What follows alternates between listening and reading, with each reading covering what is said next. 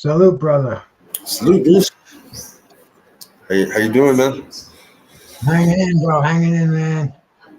Shout out to everybody that jumped in. I got a bunch of people jumped in on mine. I put the link up to share it, man. We'll get all the victory cats up here who won their fights this week and see what's up. Nice. Let me start from the top. Let me go to the top, Bruce. My bad. I had started it up 5 minutes early. Retro boxing and documentary, salute. Tony Boswell, salute. D Free, salute. Swoop Like Me, salute. Daniel Berry, Sports Highlights, salute. Daniel Agnew, salute. Remy, Manny and Vivo Marrero, salute. Ross Sanders, 86. Yeah, Caesar, Just Do, The Voice, what's up? Dr. Paul, salute. Thank hey, you, we had a great weekend. Great weekend of boxing. All our guys won, bro. They won in fashion. Boxing kicked my ass last night. I watched it all day. They didn't put that main event on. It was 12:30 my time before Tim Tszyu when it was fight started, man. It was just too much, man. I'll tell you. You know, I can't remember any time in my life where boxing did this. Even back in the crazy coke days in the 80s, they just didn't start at this time. I don't know how boxing's going to survive on the East Coast with these, 12:30 starts for the main event. And Sonny's fight, man, I didn't watch that till today because, the thing is, I could do it if I had to, but I wouldn't do it justice because I'm not paying attention. I'm not fully sharp. It's just, It's too much, bro. It really is. It's crazy, man. Midnight in California, so it was like 12:30, 12:30. So it would have been like 3:30 your time when he fought. So yeah, Vince was an all-nighter. Vince's fight card, damn, that was from 12. That was an all-night. That was an all-night boxing party. Vince, man, he shined. So did Sonny, bro. They both shined heavily, man. Like Vince stole the ring girls again. He did his trademark still in the ring girls. Sonny knocked out his opponent. So that was a good weekend. I saw that, man. It's funny because that Charles B, salute my brother. There he is. The champ is here. The champ is here. Yes, sir. We got the champ here, Sonny. What's going on, brothers? Hey, congratulations, brother. You shine, man. Thank you, man. What's going on, Bruce? How you doing? You chopped that big tree down last night, bro. He was not trying to go down, man. Yeah, the crowd pumped you up. They started chanting your name, bro, and then all of a sudden the knockout came. Yeah, because I seen he was tired in the third round. I was like, oh, yeah, he's tired. Second round, I seen he was tired. So I'm like, okay, yeah. That's why I just started walking him down.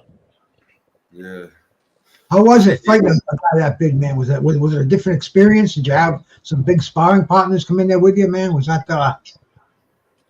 because it like one of my guys, Javion, that I used to spar with from Jackrabbit. I've been sparring with him for years, so he like 6'5", 6'6". So like I said, I'm kind of used to sparring with taller guys. So with taller guys, my thing is like, I'm trying to see how like aggressive their jab is. So like if you're not like throwing your jab with mean intentions, then I'm not really, he was kind of throwing it just to keep me away, and I'm like, I'm not staying away. So yeah.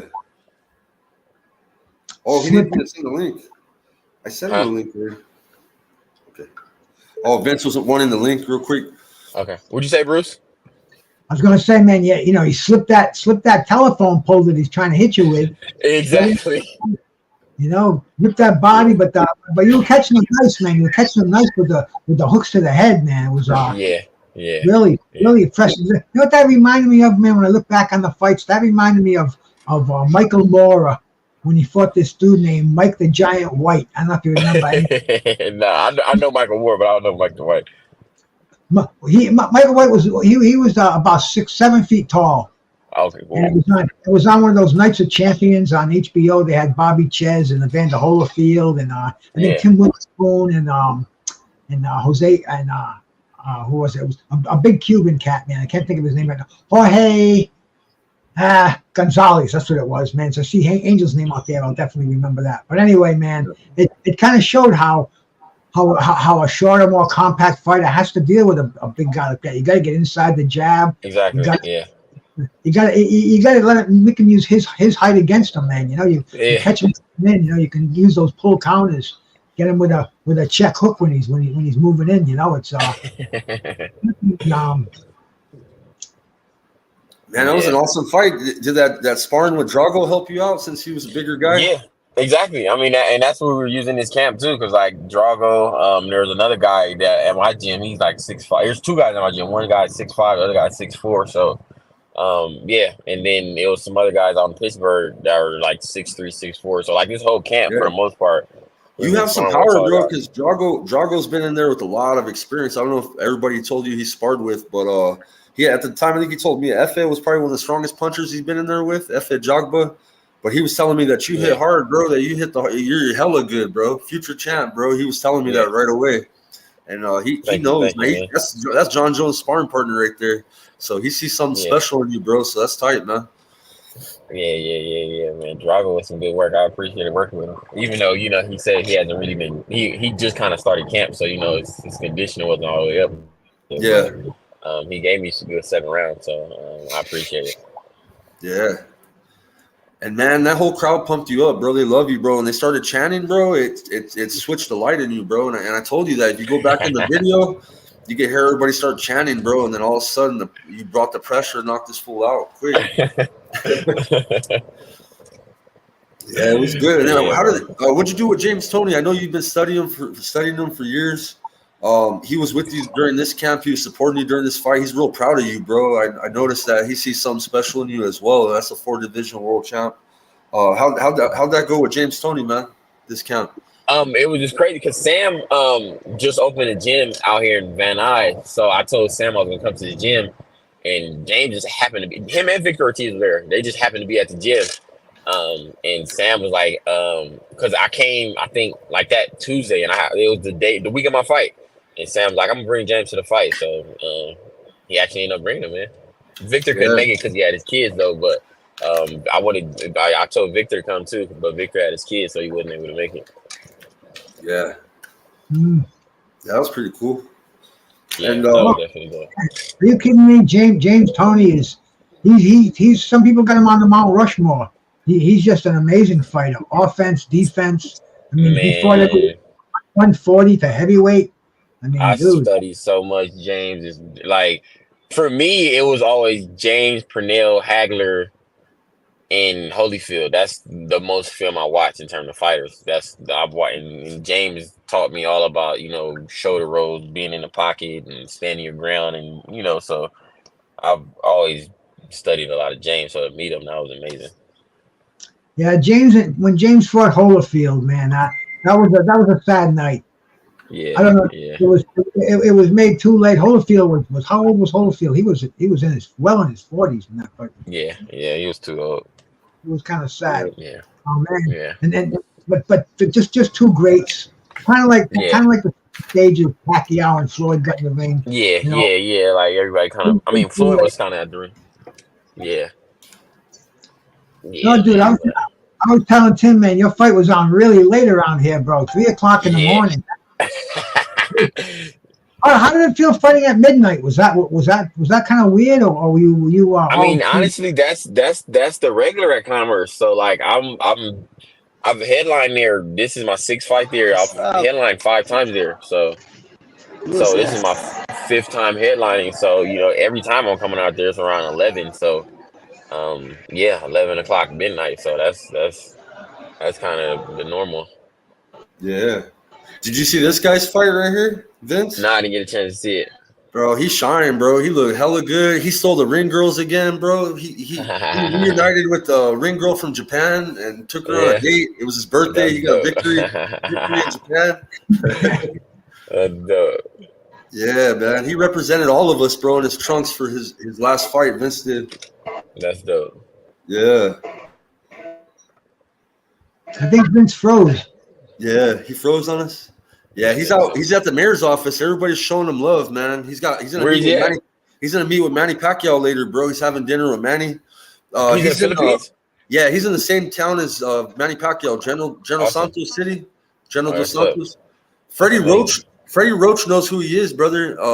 He gave him his first pair of gloves when he turned pro, and he's from the same area as Manny Pacquiao. He's 20-2, and he's ranked number 5 in the world, bro. In the IBF. What did he fight at? And he's got a WBO and a WBA Asia flyweight title. Flyweight, okay. Yeah, he's flyweight 112. Okay. He's a beast, bro. He's got a style like Mike Tyson, bro. He goes in there and bangs. Salute to people coming in, Miss Just Frank. Anybody else? Picasso, D Free. Thank you guys for coming in. They're all watching you, bro. Both you guys shine, bro. Heavy, bro. Yeah. You guys were like a hidden treasure, man. If anybody would have been watching fights and been like, damn, look at these guys, bro. Like, So Sonny, you got any plans now, or is you taking it easy? You getting ready to go to the books, see what's out there, or you got anything in mind? I mean, if anything, I probably won't be fighting until January because the guy headbutted me yesterday. So I got stitches in my face. So they said I saw automatic 60 days suspension. Wow. Yeah. So I won't be fighting anymore. This is for the year. How did that big coach get down to your level to headbutt you in the cheek, bro?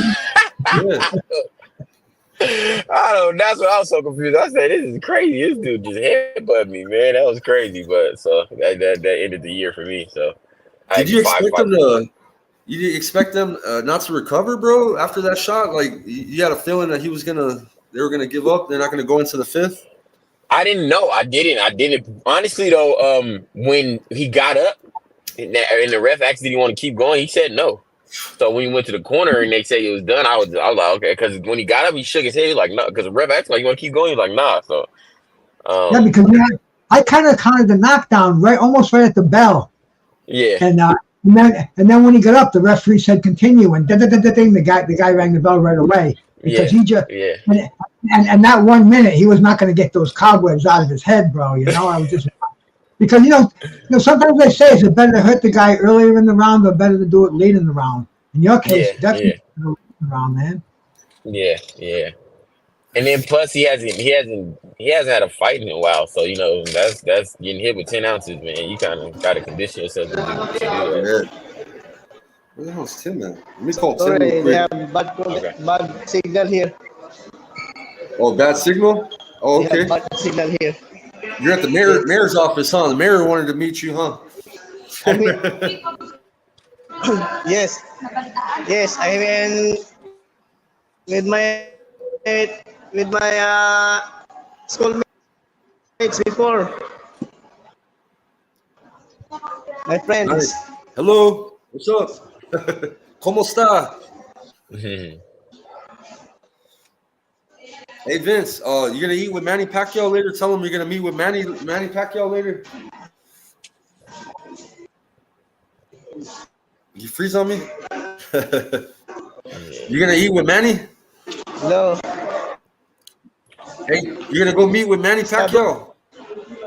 Pac-Man? Yes, after in evening. Nice. Hey, congratulations. You look good, Vince. Right, Bruce? Ernest wanted to come up here and talk. Yes. It's funny, Vince, because I have a tough time staying awake. I fell asleep, but all of a sudden I woke up in the middle of the night and I turned it on and bango, you're just making your entrance, man. So I got to catch you live. Congratulations on me. I'll tell you, you still on the cloud 9 or what? You're still riding cloud 9 or what? No club because I can't drink. I can't drink. Okay. You got the though, man. I stay only in hotel and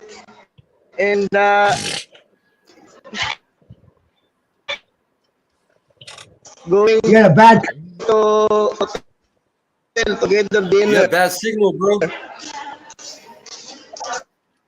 Dinner. The round girl dinner together with me. Oh, he had dinner with the ring girl, he said. He took the ring girl out to dinner for his birthday. It was your birthday. I hope she gave you more than just dinner, my man. Yes, very bad signal. Because in Jensen now is raining, raining. They have storm. Yeah. All the girls want Vince now, Bruce. You should have seen all the girls that were at the fight, bro. They were all crowded around Vince, man. Sonny, you're single too, huh? You get all them girls flocking to you too everywhere, Yeah. bro. Yeah, I'm single, bro. Kasi together with Lucky day. kasi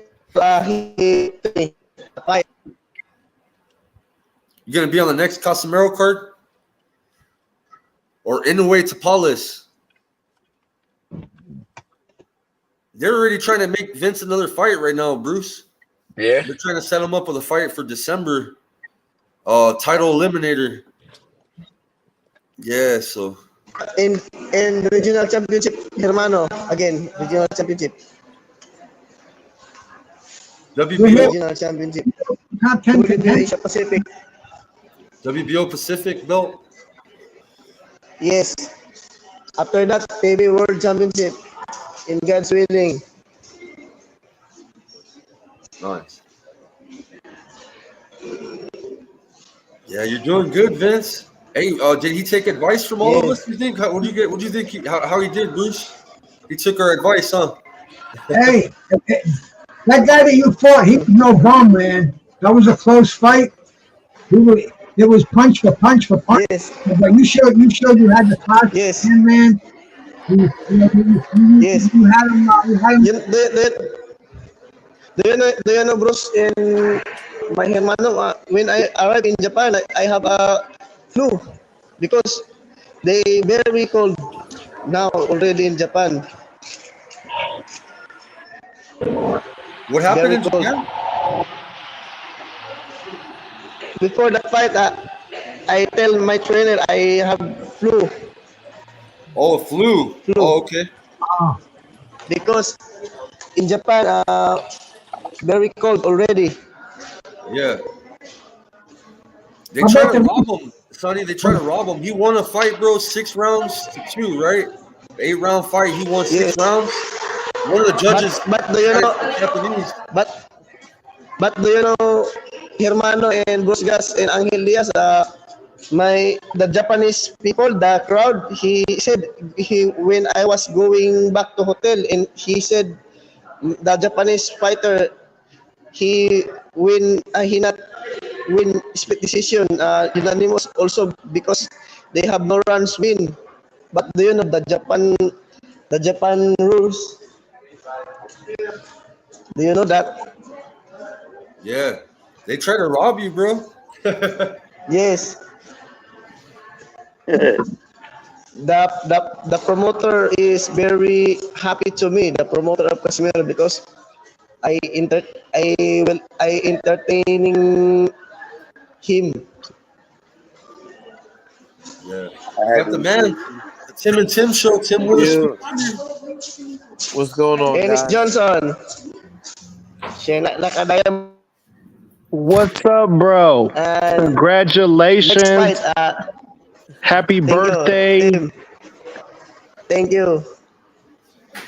Yeah, congratulations. And then next fight,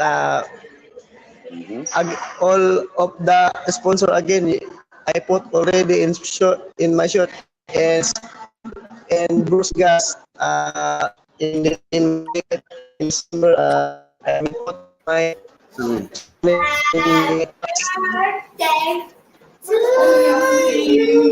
saying happy birthday. Hey, Vince and Sonny, babe. They're both on here. My family even knows Vince and Sonny. They're big fans of Vince and Sonny. Come here, kids. All 3 of them. But,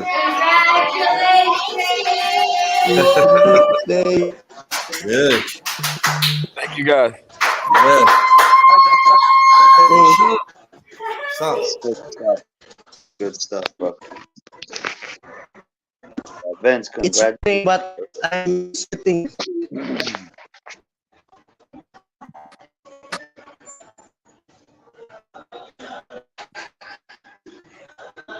I'm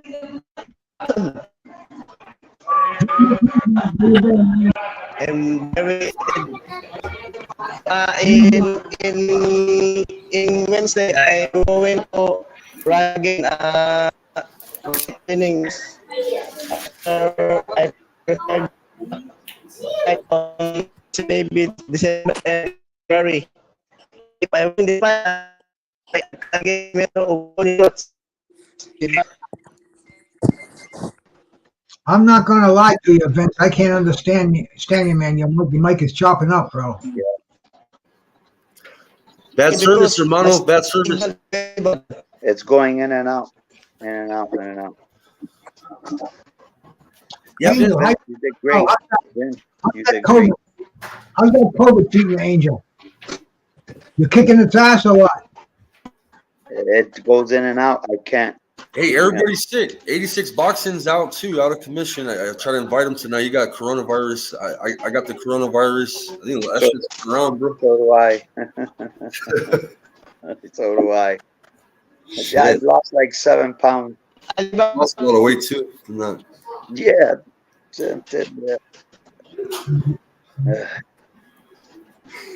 Oh well, it is what it is.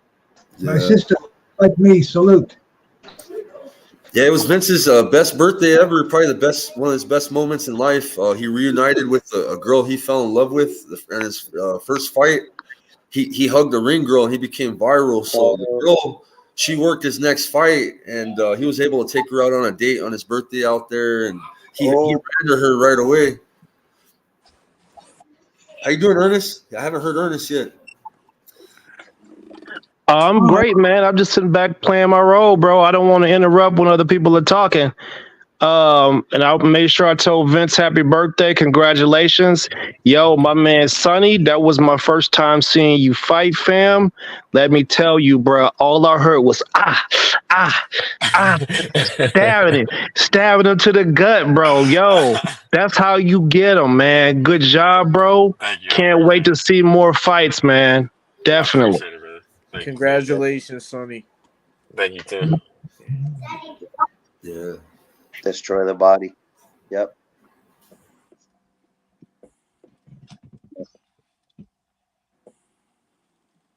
So what's going on, everybody? I mean, Man, it was a little bit choppy there for a second. I was hoping that it wasn't me. hey, Tim, did you watch fights all day yesterday? Not at all. You know, you guys, I'm so busy. I'm only catching highlights right now. I'm gonna go back and watch some of the fights. That YouTube card was a little bit weird. Very, very, man. But it was entertaining as hell, though. You got to admit. Mm-hmm. So the Tommy Fury, that fight was boring. I mean, I guess he's just squeaking by beating YouTubers, so it's like the dough that they're making, though, bro. I mean, dude, Sonny, if you can get up there and challenge KSI or freaking out there in London, Jake Paul or one of those cats, man. I mean, dude, that's why stick with us over here on YouTube.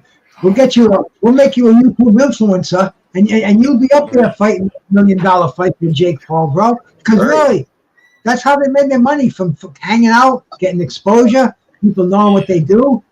Oh, you know, look at that guy, Saul Pappy. He got his ass kicked yesterday. He was one of the biggest guys out there. He got knocked out, man. He had like 2 million people watching him work out. Wow. Yep. Man, Saul Pappy was doing work at the beginning of the fight. He just got lazy. He didn't move his head. And the other dude, the Hitman, he realized he had some boxing skills. He was getting smacked around for the first 3 rounds, and all of a sudden it's like, hey man, I got a nice little machine gun hitter to wrap you with, and he started tagging Saul Pappy. But I'll tell you, man, the dough that they made for the amount of skill that they had is unbelievable. And that's what, Sonny would clean house in one of those celebrity fights. Even Tim Witherspoon Jr. over here, man. Dude, Hey man, Hey, William, salute. this is it's the making life me we want to. live. I want to spar tomorrow. This is the life, man. This. I bet this fight got more views yesterday than the fights that we saw. I mean, Well, damn. definitely more than like the Tim Zoo fight, you know, or which I heard that he did very well. He knocked him Yeah, out in the first round, 90 Right. seconds in the first round. But it's it's a shame because everybody today knows who KSI is, but Right. not even half of those fans know who Tim Zoo is. Yeah. Yeah. That's You know, true. yeah, but that you gotta ride that wave, bro. You're not gonna beat it. Wait yeah, for it. You yeah. got if you guys can cash in on it. Hey, That changes the whole game, man. yes, sir.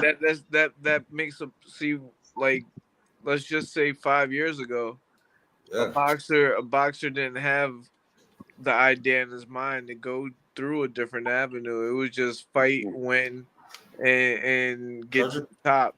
Now Yeah. people are making a name for themselves on social media and YouTube, and they're finding different avenues. More Uh, exposure. yeah, I was chasing Rockline for a Yep. minute. That was the YouTube circuit, man. That wasn't the top 10 circuit that the only fighters could do 5 years ago. So this is a whole new game, a whole new landscape. Um, and it'll be interesting to see, like, what if someone like Gervonta Davis or someone like Bud Crawford right now in their career got a chance to go to that YouTube route? What would people say? What would people do? But Yeah. how could we ask them to turn down the money that they're getting for those fights? Yeah.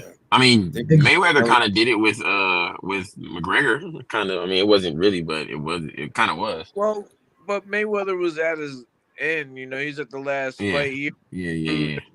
I'm talking about these. In their prime. It might not never happen, but uh, Ryan Garcia could probably go over there and make tons of money. Absolutely. Yeah. Absolutely. Yeah. know? Because he is. Yeah. He does have a big name in the area. So what would we say about that? Would we say, well, he was never a real fighter, or how do you even measure, that career path choice? Right. They're I integrated. mean, I just look at it, you can't really get mad at somebody for one. I mean, for expanding the revenue stream that they have access to. For sure. Right. I mean, I don't. So I mean, you can try to say whatever you want in terms of he's not a real fighter or whatever, but If you can make that loot, make your family happier, hey, yeah. elevate your family. Yeah. That's I mean, the team and right there. But what's boxers like you work harder, bro, than them fools, and you put your whole life into It's it. like And yeah, they make so much more money. You know what I'm saying? And there's a lot of boxers out there struggling, bro. They can't work. If you're a full-time boxer, you can't work a full-time job. You know what I mean? So, Tim knows. Tim knows, as far as being involved in boxing, a lot of boxing has to do with building up like an aura and a gimmick more so than it is about a skill set. It's more so about you need people to buy your tickets, but on the other Exactly. hand, one of the biggest way they buy the tickets to pay-per-view is by fighting the people that the fans want to see. Right. So you said by what? You broke up by making good fights that the fans want to see. So meanwhile, let's say Shakur Stevens says, "Look, man, I'm going to go over here and fight fucking Hezbollah, the little midget or something." I don't want to call him a midget. I don't know if that's politically correct. Wait, let me take that back. Hezbollah, let's just you know who I'm talking about. Yeah. And make $1 billion. Well, no one would turn that down, but that's not a fight that we want to see him fight. We want to see these guys make real classic fights. So where I guess if your professional career isn't working out the way you think, maybe that's like the alternative or something. I don't know. Yeah.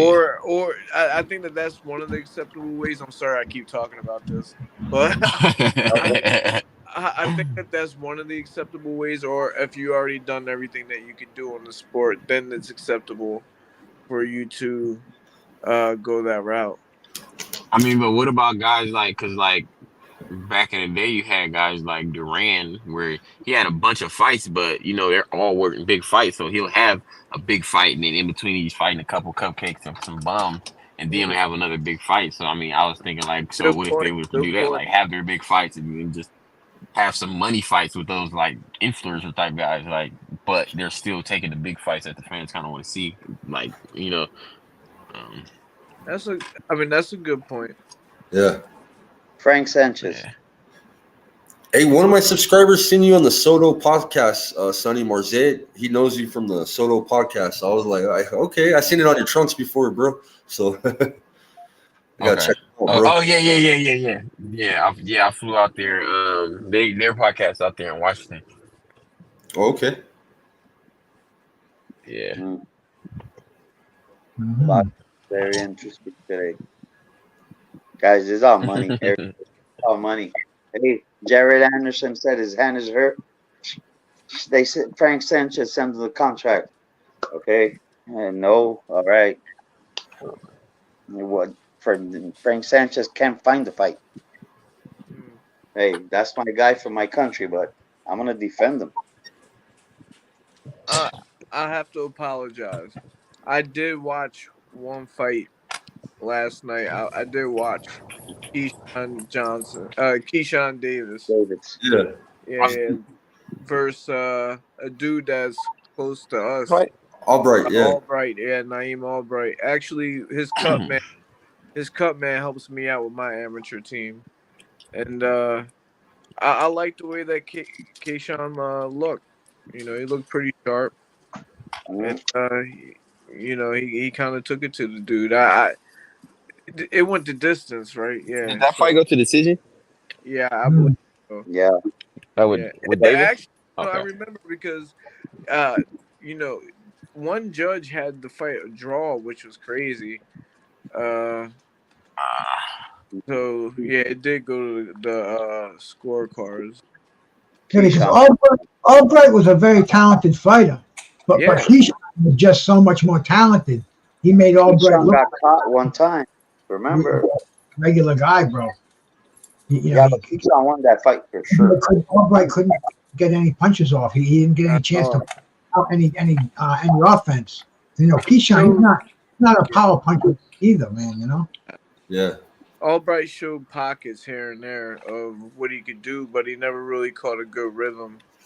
Never really could, you know, keep it going. So that's how that goes. Yeah. That's 135, right? That's a yeah. Lightweight. That's a division right there. Yeah, it is. It's deep. Hey Tim, let me ask you a question, man. Did you see their pre-fight press conference, like the last one with Keyshawn, and they had all the guys on stage talking? It was like 3 fighters on each side. Which Tim? You. Oh no, I didn't see it. Okay, did anybody on the panel see it? Yeah, I seen the press conference for the fight, bro. I mean, what did y'all think about that? Because I feel like I didn't like the way Keyshawn was representing himself. I felt like he was being he's a villain. Yeah, he was being classless, bro. Like you have the two European fighters on either side, and they just sitting there. You know, they just cool, calm. They ain't talking no trash. You know, Keyshawn was kind of acting ignorant, and I feel like you shouldn't have to do that. Like they don't do it. They get to sit up there and be cool, calm, and collective, and let us act a donkey. Yeah, and still get the views. Some fighters, yeah, that's what I was going to say. That's what it comes down to. Some fighters feel like that's what they have. Because you've seen that's what Haney did with Lomachenko. Like, Haney doesn't usually do stuff like that. And like, was he trying to sell the fight? Well, I saw some pictures of Keyshawn. And I mean, I'm not trying to stereotype no one, but maybe that might be who he is. You know, he might be. it might be. He's good. Yeah, 'cause, I've seen ESPN feed people. ESPN tried to make, T.O. used to come in. He used to have the lines in his hair. He used to have the fresh haircuts, and they wanted him to grow his hair out. You saw what they did with old boy from Puerto Rico, the 154 pounder. I can't think of his name. He always fought on the Berlanga card. He's just promoting the fight. Yeah, he told everybody after the fight, he's just promoting it. They made him cut his dread. They made him cut his cornrows off. Yeah.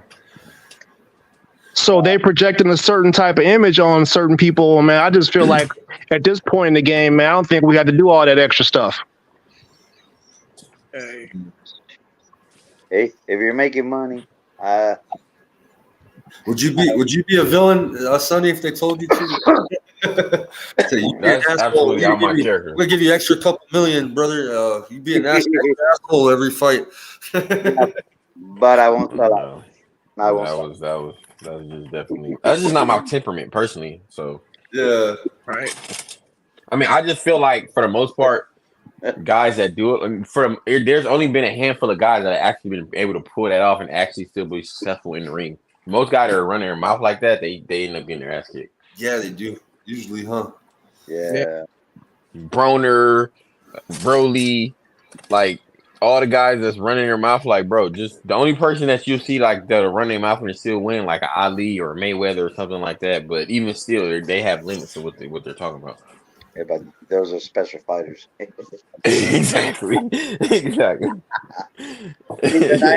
from You're Cuba. literally Lead by example, bro. Because after the fight, I wasn't expecting you to hit me up, bro. Because coach asked me for a full fight video because I did the video, and so I was like, "Damn, Sonny's at home, bro. You're ready to fucking go to sleep, bro. Like it was nothing, bro. Like another day in the office, bro." I thought you were gonna be partying, celebrating. You had James Toney in the ring with you. You had all them girls yelling, "Bleep, bleep, put him to sleep, bleep."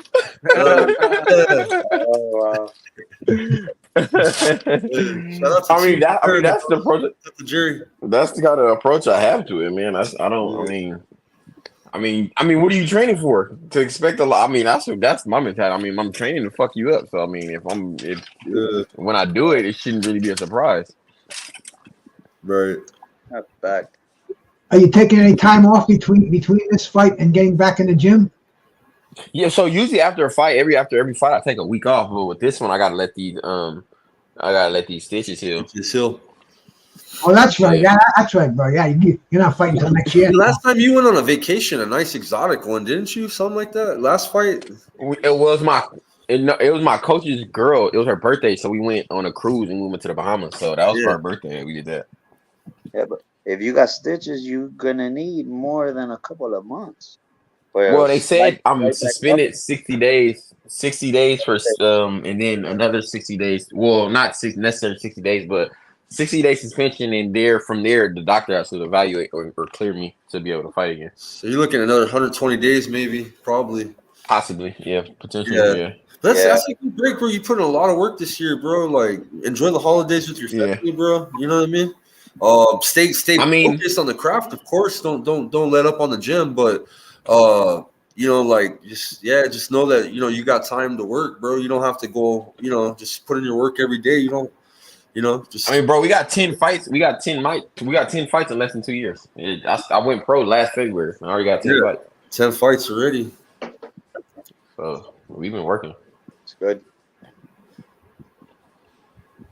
The fights keep coming quick for you, huh, bro? They keep giving you some. Who's doing the matchmaking? How does that work, bro? They're scouting these people out for you, bro, or what? They're looking that promoter Ed Holmes, man. He does his work, man. He's giving me quality opponents. So like when the first fight I had there, he didn't know who I was, so he kind of gave me like a tester just to kind of see who I would. He gave me a guy that was 1 and 2, but from there, I've been fighting all opponents with winning records. So like. After that, was like 5-4, 5-0, 6-0, 13-12, and then this guy 15-1. So he's been getting some good opponents. Yeah, Just 2 said good shit. Salute to the champ. Thank you.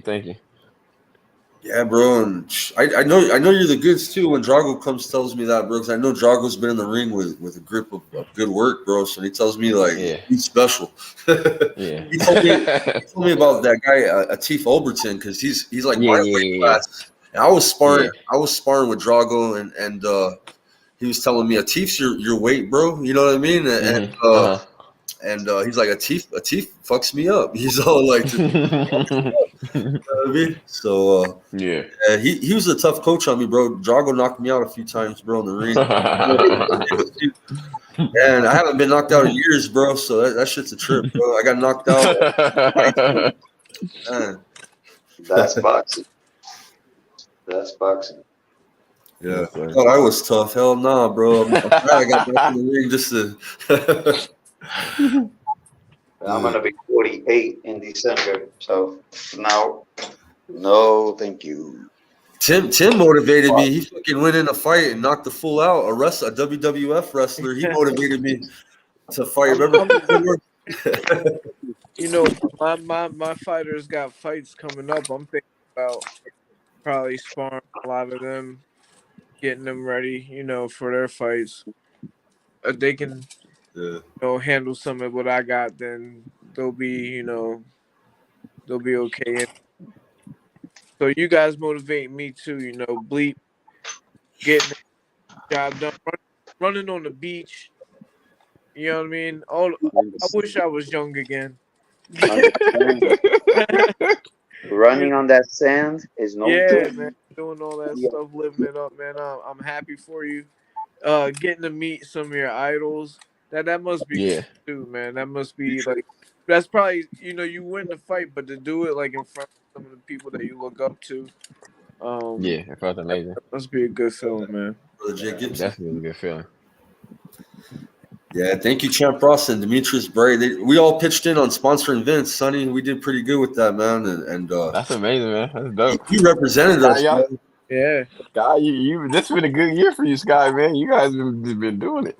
Yeah, we all come together. We can do shit, bro. And we can do for sure shit, bro. I'm not greedy. I'm not a scam artist, bro. I'm out there trying to promote the love of the sport, bro. And we can just build off of that, bro. You know, it goes a long way when you support people. You're on the verge of becoming a world champion. I know you're not gonna forget about us, you know. So lay out, man. I appreciate that. Shit's getting real now, bro. Like you're already top 3 in the country, bro. So I remember when Glannon was above you and all that shit. Right? Is he still above you or no? Not even, huh? He's behind you now. Well, they moved me to number 5 because Joe Smith. When Joe Smith came up to cruiser and Marcus Brown.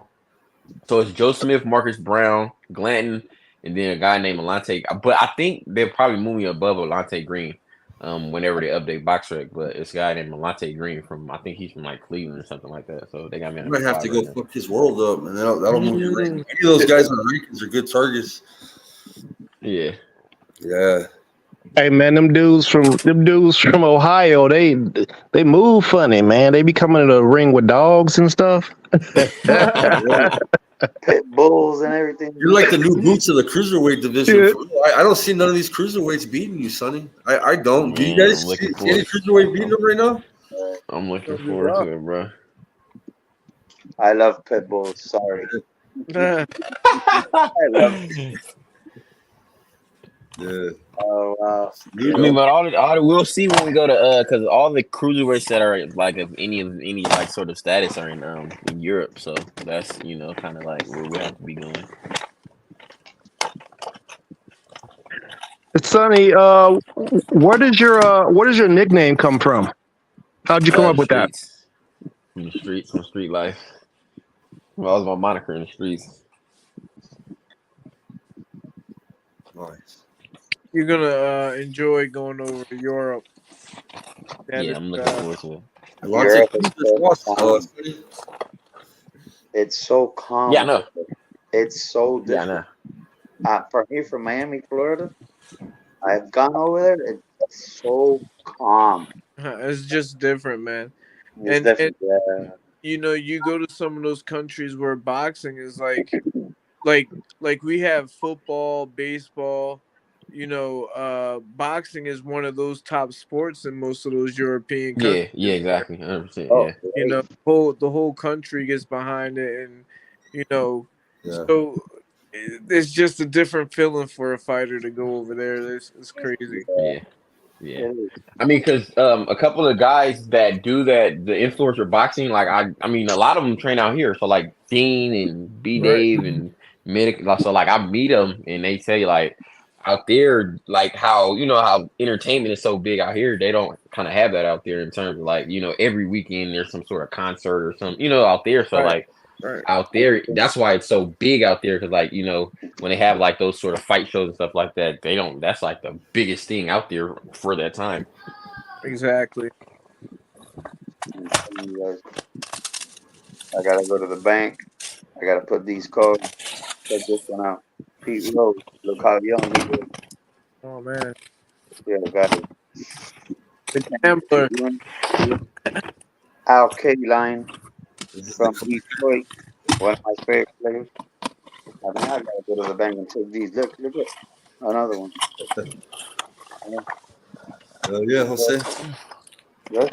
Thomas wants to trade you, bro. Oh wow! Look at Jerry Rice. Jerry Rice, please. No, wait, but Yeah, wait, but, that's his rookie card. But I got Dukes. I got two of them. I gotta jump, guys. I'm going to prison tomorrow, so What? no, I'm going to speak to some guys in prison. So Oh, okay, going to okay. do some Oh, let's volunteer go. work. A friend of mine, Level Martinez, we go to prison and we talk to the young Yeah, man. yeah. So Level Martinez. Hey man, much love to you, Sonny. Man, we're always rooting for you, bro. We're gonna always follow you, bro, and promote you, bro. You know that. Yes, I appreciate you guys, man. Keep up the good work, bro. Yeah. For sure, Yes, sir. bro. Much love, man. For sure, bro. Congratulations once again, man. I'll see you later on, bro. Thank you. Take care, guys. All right, take care, brother. Care. Yeah. Teddy out there, man. Traveling Fools. L Dub. A lot of cats. Man. Thank you, Let me cats. tell you, Bruce, let me tell you, and everybody, Level Martinez, brother, he was the worst person you'll ever meet, and he just switched up. He goes to every city, bro, just trying to change people. You know? Hey, thanks for finding my channel, Oscar. Appreciate you, brother. The other one got hacked, bro. Not hacked. It got taken down, bro. Hacked, like cut, terminated, bro. Oscar, that's Oscar from the Bronx, right? That's Oscar from the San Diego, Tijuana. Teddy, we were just talking to Vince Paris. Yeah, what happened? You know, flyweight. I don't know what happened to him. Here, let me hit him up again, see if he has better service. Let me get him back on. And Sonny Bleep Edwards. Just on here, man. Cruiserweight. We're talking to two fighters from two fights who you probably haven't watched this week, and man, it was a huge week for boxing, bro. I guess a lot of big names. Yesterday, actually, wore me right out. I couldn't even keep up. I couldn't even watch all the fights there were. I had 3 cards going on at the same time that I was watching, and the Oscar, the Golden Boy, they had their card free. The what's his name? Burchell. Is that his name? Yeah, Miguel Burchell, second round. Yeah. That card was free on YouTube, and that ran head to head with the Showtime card, and also with the ESPN card. So man, it was nuts last night. Boxing once again, it shoots itself in the foot. But I had 3 screens on. I'm like L Dub. L Dub taught me that, bro. It's tough to do. I don't like it, but I just hate to miss. I can't do it, man. I can't do it. Boxing should just work together. I know they should, man. You just said it right there, but they don't do it. They don't realize there's more nights than Saturday night to throw fights, Yeah, man. we could have fights every week in a year if everybody was working together. Yes. But that's wishful thinking, guys. Yeah. That's wishful thinking. What do you think about the Demetrius Andrade fight with Benavidez, Tim? You know, I think that. So I've been watching Demetrius Andrade for a little bit, and I think that this is like one of the biggest step ups for a fighter, in a while, where his level of competition. This is something that he hasn't really been up against yet, and isn't he going up in a weight class or something like that, or is it? Yeah. He was a champion at 154 and 160, and this is new waters for him. Yeah, I think that it's a very noble fight to take, and you know, we could get an upset. I'm leaning more on the Benavidez side, but he, you know, I hats off to him for taking this challenge. Well, you know, I saw the press conference, and he looked like he aged, and his style that's not made to slow down. You know, the power is the last thing that goes. Demetrius is not known as a power puncher. He's what is he, 35 right now?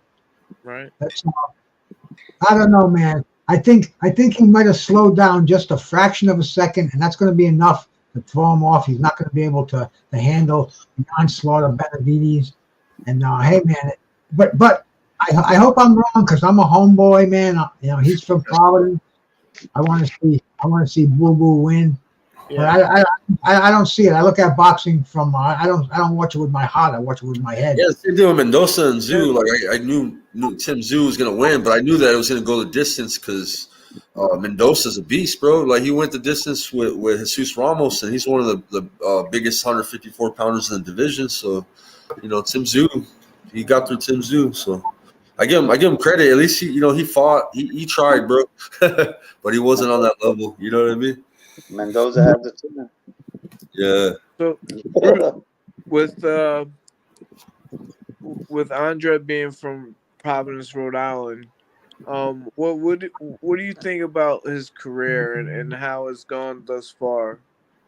Man, you know, he's from the school of boxers today where they fight once a year.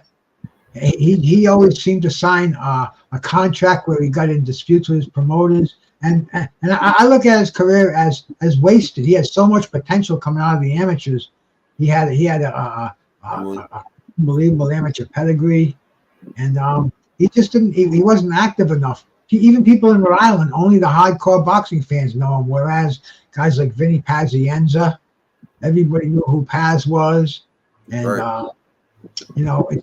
And Rhode Island is such a small town, he could cultivate a big following. And even if he couldn't get those fights, back in the old days, they'd go have a fight. Jimmy Birchfield would put a fight together at the Providence Civic Center for Pazienza.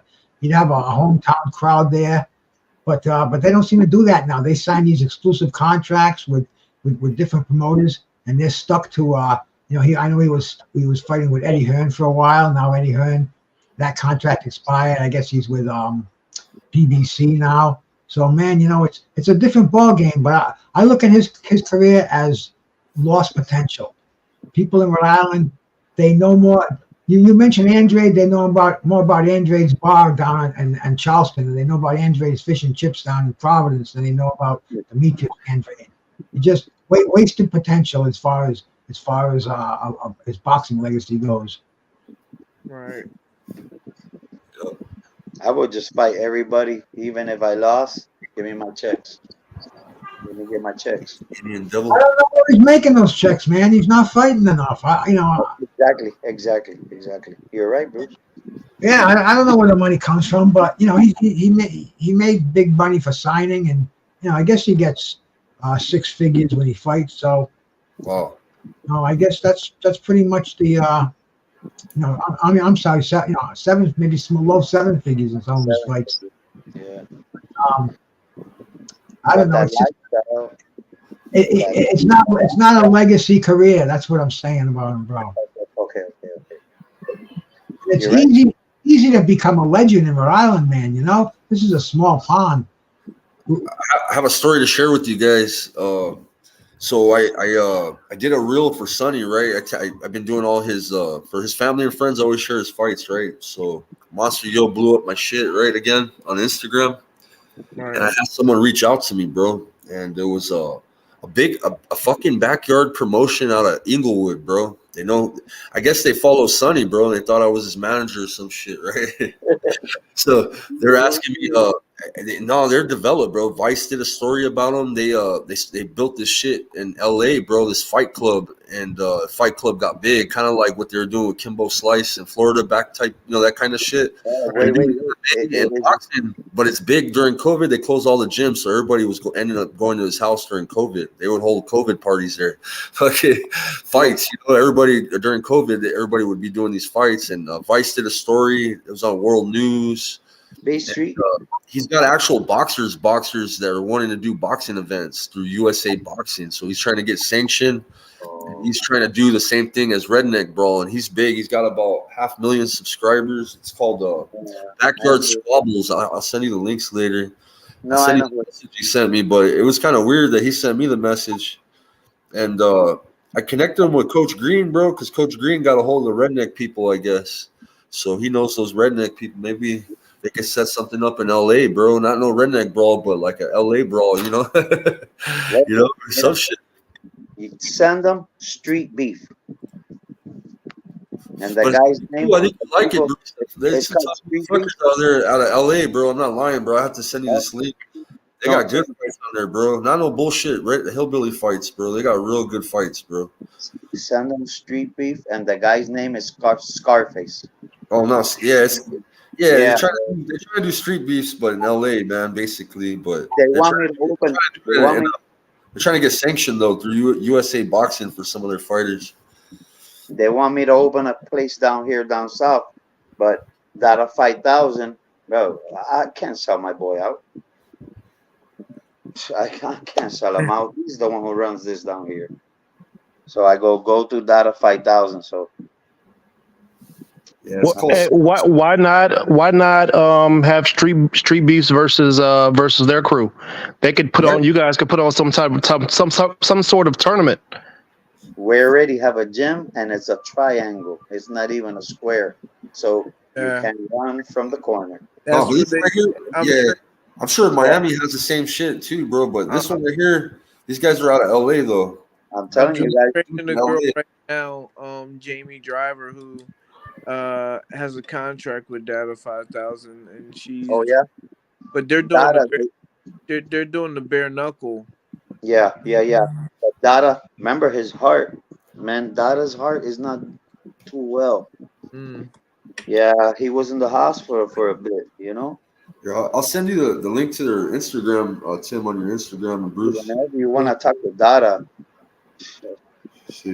I'm telling you, he has a gym, everything, and so does Joel Romero, the MMA fighter.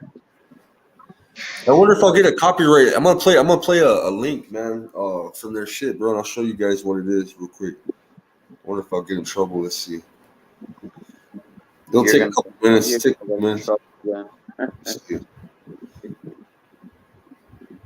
I'm gonna share it to my email, and then I'll pull it up. I'm telling you, look, one of the best people you ever would have met would have been Kimbo Slice. I met that. He looked like a freaking huge freaking monster, and I was like, what?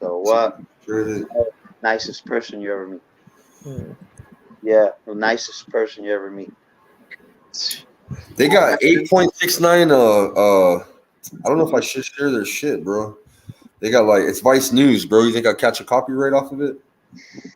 Ew. I don't know. Yeah, fuck it. Yeah, nah. You get tagged. You show Vice News, man. That's Mayhem Miracles. Yeah, it's called Backyard Squabbles. You have to check it out, Bruce. You'll like it, man. I'm gonna share it to you guys. Next time you put it in the chat. I put it in the chat that Vice News story about them. Bro, when these guys get in touch with you, ask them if you can show their fights on your show. I should, huh? Because Coach Green's already talking to them on the phone and shit already, bro. So Coach Green works at USA Boxing, bro. I don't work with that shit. You know what I mean? I just know at Border Wars they try to get us to go through USA Boxing when it got to Vegas, because Vegas, the liability, none of the hotels or any of the places would allow you to have a fight. You know what I mean?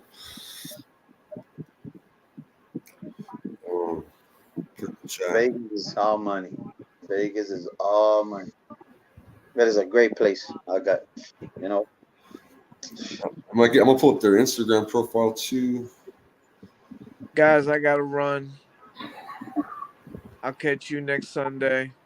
Have a great one. All right, Angel, Gas, Skywalker, my man Ernest. How you doing? I'll catch you guys Later. See you. Yeah, later, brother.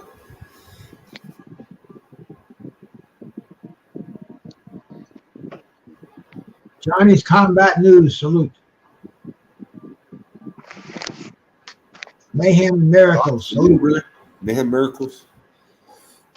They're just coming in.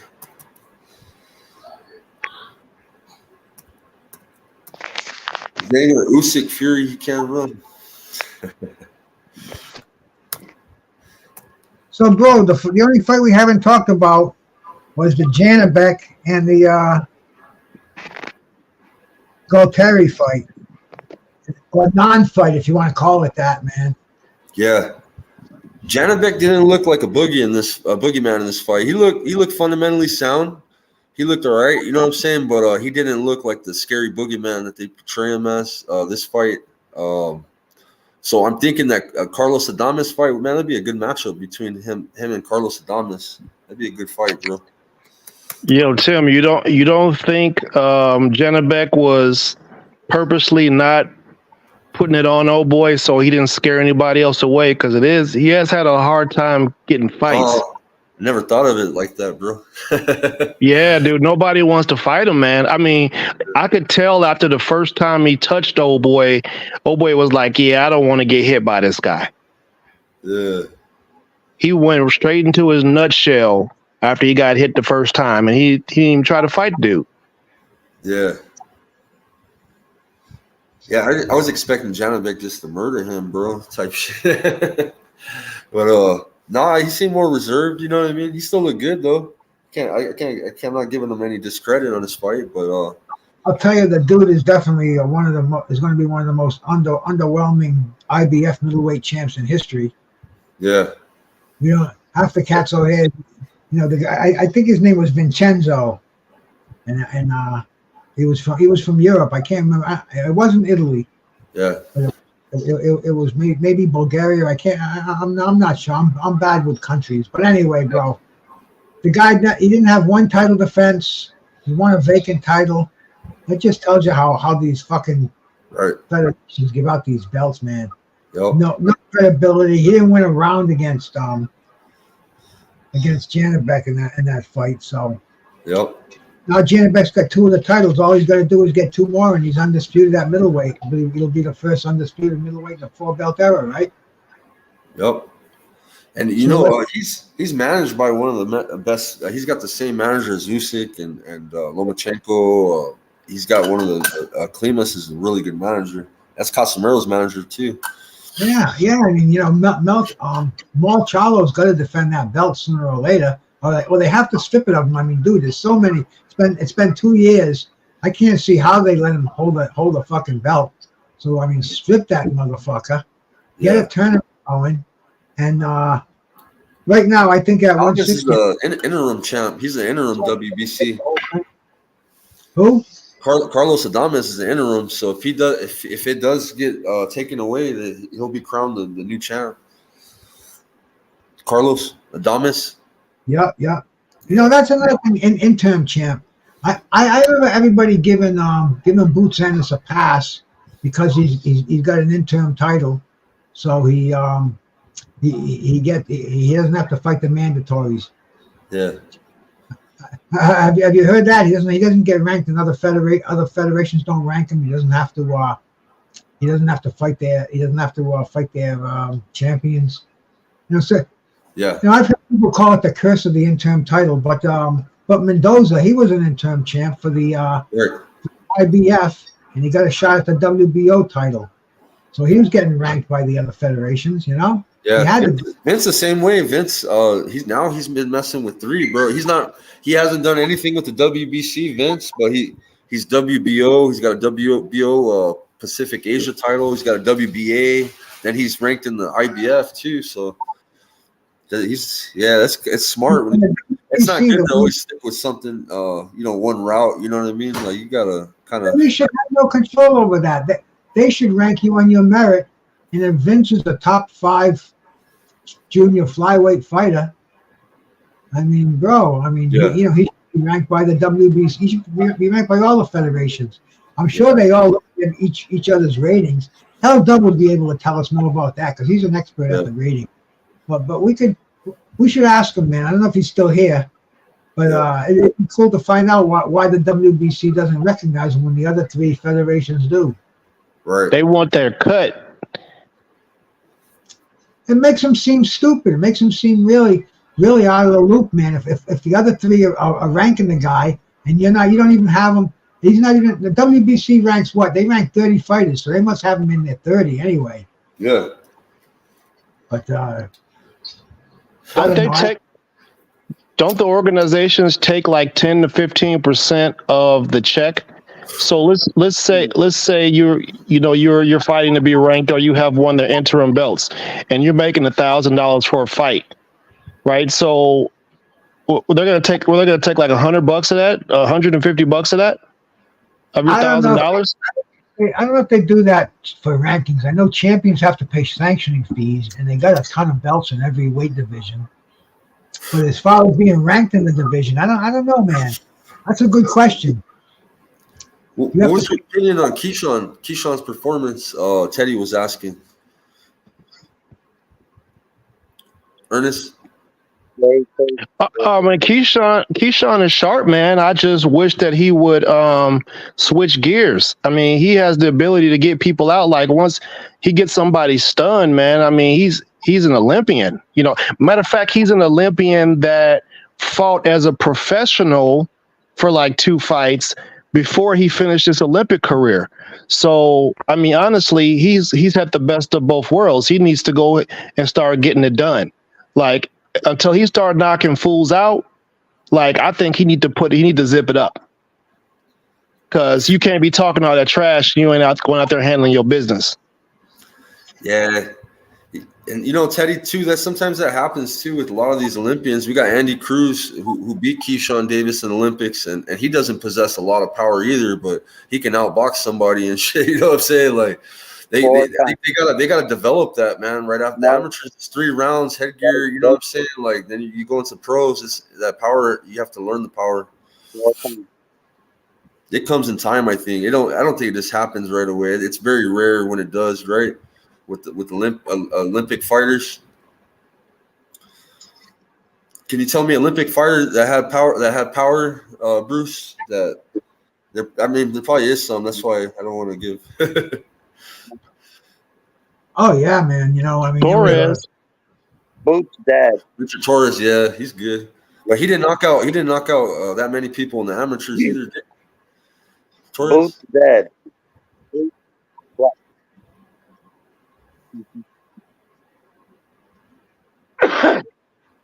Boots' dad is doing a great job with Andy Cruz. Just watch. Wait, trust me. Boots' dad is huge. He's huge, and he's showing him how to step on punches because you know what he's doing. He's putting huge gloves on him. That it's difficult. It's different. Trust me, Boots is gonna get faster because now they're sparring. Just watch. Let it roll. Damn, I want to hear Bruce repping Boo Boo the way Jose reps his Cuban fighter. So. Oh, Boots is one of my favorite fighters. Boo Boo's got a big fight, Bruce. He's gonna be repping Rhode Island. Yeah, bro. Nah, I'm with him. I like him just like I like the Patriots. But I know with my head, I go with my head, and I think Boo Boo. I wish he had more. I wish he had fought more because people around here really There's a lot of believers. A lot of people believe in Boo Boo, man. I swear they do, bro. I go to chats, bro, and not everybody thinks that the Mexican Monster is going to be able to do his thing against an awkward style. They think that Boo Boo is going to be too tricky for him, and he's going to end up fucking up Benavidez. I've been hearing that. I want to see it though. Let's see it. But I'm with you, Bruce. I got the Mexican Monster winning, but there's a lot of believers in Boo Boo right now, man. That's why it can only be settled in the ring. That's what it'll end all these arguments because that's what social media is. He brings volume, Benavidez is not a strong puncher. He's a volume puncher. I call him the octopus because he unloads combos. And yes, I like him, Teddy, bro. I think he switched he switched face, man. He's looking way better his last fight, bro. Yeah, talk about low blows. Remember that fight, Bruce? Which fight? The F.A. Jogba getting hit in the nuts all night long. Oh yeah, that was painful to watch. Hey, has David Benavidez fought a left-hander? Like, what's the last left-hander he fought? That's what I was gonna ask right now. What was Caleb Plant's Orthodox, right? Yep.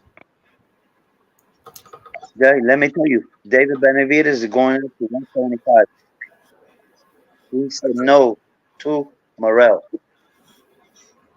Benavidez beat a slick fighter too, though, right? We consider Caleb Plant a slick super middleweight. So yeah, but Boo Boo is different, man. It's not just that he's left-handed and slick. He different, man. Like, listen, man, I like David.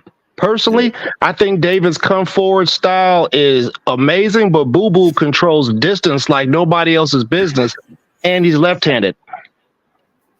That's a problem. Yeah, it could be. A lot of people are believing Boo Boo can pull it off. I'm not saying Boo Boo gonna win. I'm just saying it's gonna give David some fits. I want to see it. Yep. I don't know who I would pick in that one, to be honest. I gotta think about that one. I'm not betting on that one. Yeah, salutes at 420 kicks.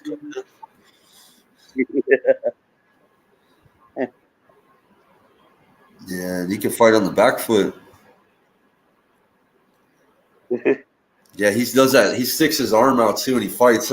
He parries to stick his glove in their face and shit. Yeah, he's got an awkward style, bro, and that style is a style you can't really prepare for sometimes in the gym. You know what I mean? Awkward styles because you can't find people that have that same style. You know what I'm saying?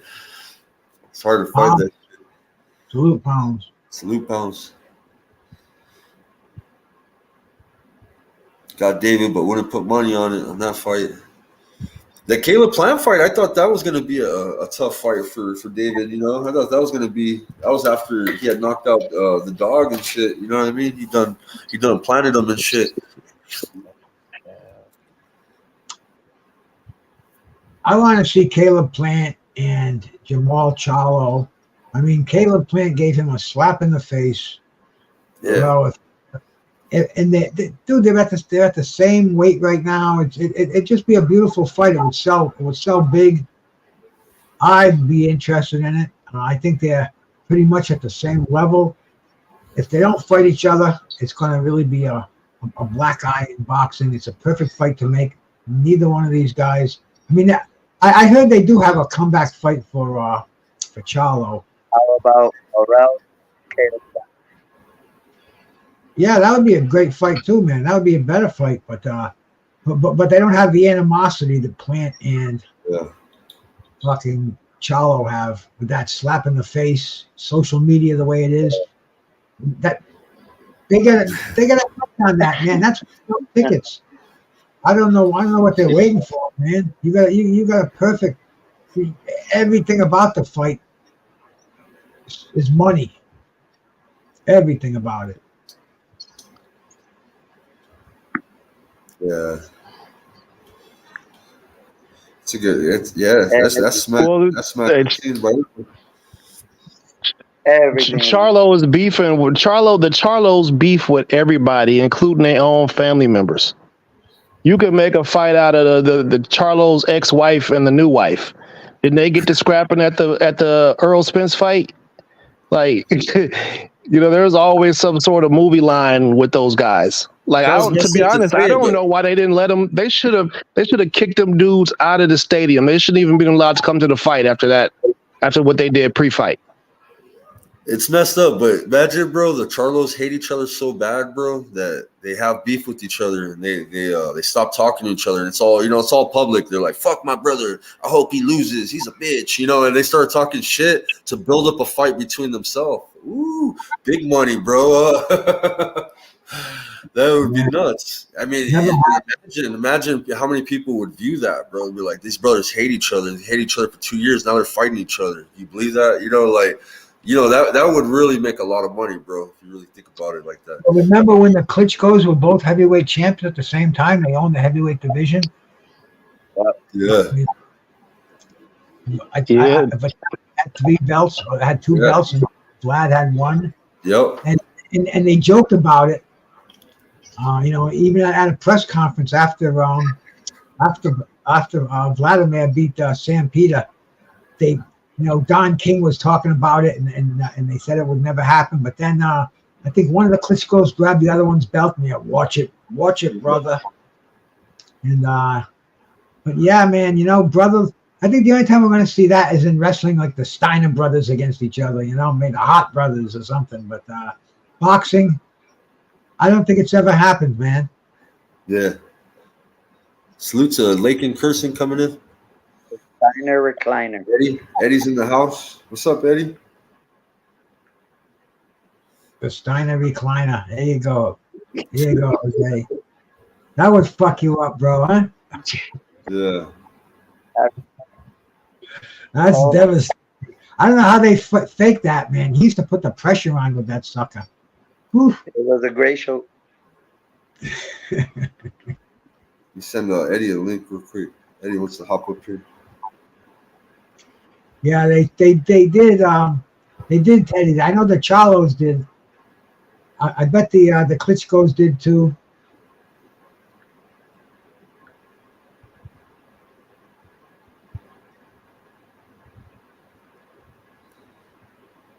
I feel a certain type of way about the Charlos, man. I just do. I used to like the dudes, but then I just started seeing all the conflicts and stuff they was always having at fights and talking trash and smacking phones out of people's hands and stuff like that. But then when it comes to actually getting busy in the ring, it's a whole other thing.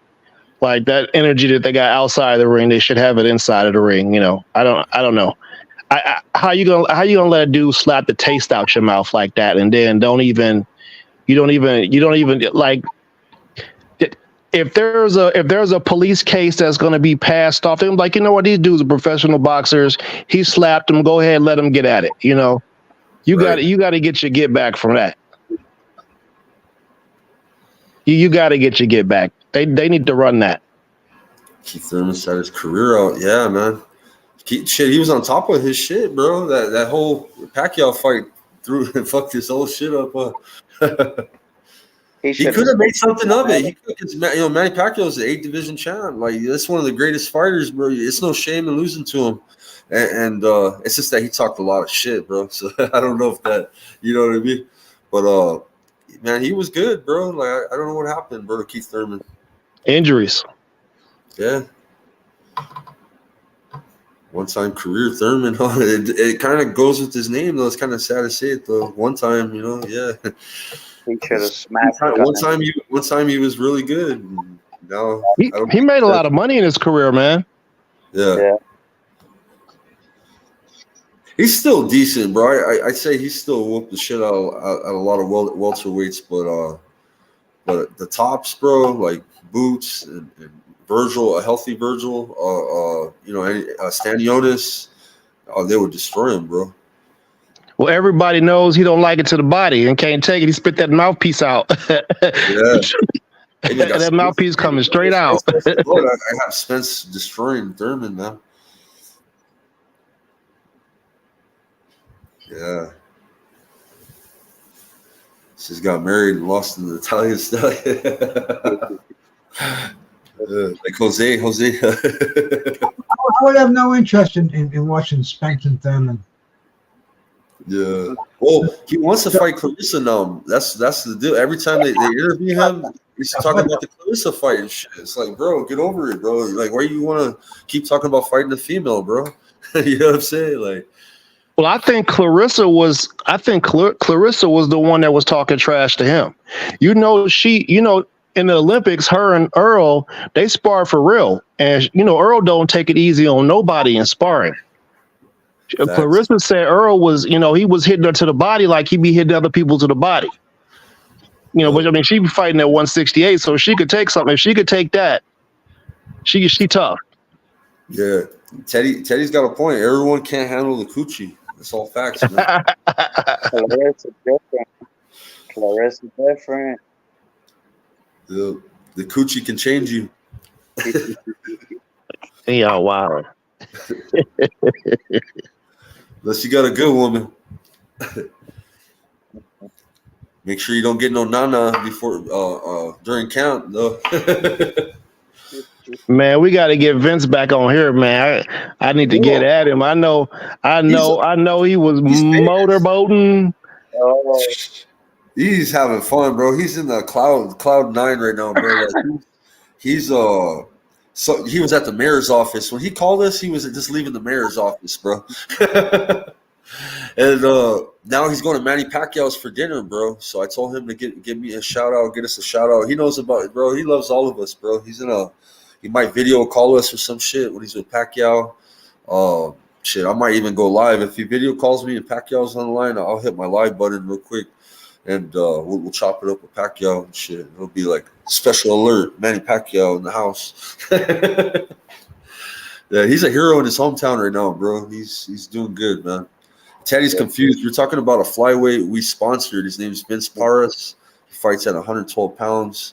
He's ranked number 5 in the IBF. He's got a WBO and a WBA Pacific Asia title. He's not a world champion yet. He's fought for a world championship.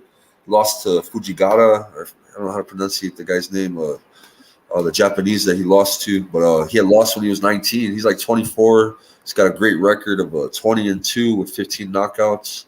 He fights like a mini Tyson, like kind of like a Pitbull Cruz, but a little bit better. He's got a nice jab this fight. Do you see that jab? And hell of a fighter, man. Very, very entertaining. He steals the ring card girls, Teddy. He's a single guy, so he's always grabbing the ring card girls. He could sing in like 5 different languages, Teddy. He could sing in Russian.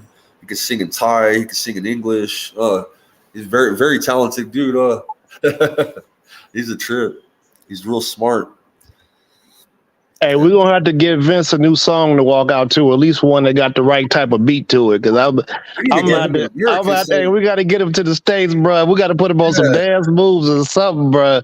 Yeah, I got his. Well, let me show you guys. Let me turn my virtual background off, and I can. Here, I gotta cook. I'm gonna present Vince's ring walk real quick. Hey, he the little bro. We got to cook him a little bit. We go. Yeah, gosh, I could pull up his ring walker here. I got it on my YouTube. Let's see. Man, that shit was great that night. Man, Vince was so happy, man. That fool was dancing to his own tune. It definitely wasn't the one that was on the speaker. That shit was a tripped out song, bro. And yeah, his feet were bobbing to another beat. Let me see. I'll pull it up. I got me breakdancing my new YouTube. That my last one went viral. My breakdance video. Let's see right here. Ring card reunites a ring card girl. Here. I got the ring walk. This is the ring walk. I'm gonna share the screen. Give me a second. Sorry, bro. I'm slow with computers. It sucks when you got like 10,000 people waiting for us, huh, Bruce, to share a screen, huh? Nah. I leave Bruce hanging sometimes. It'll kick me out, and people will be pissed.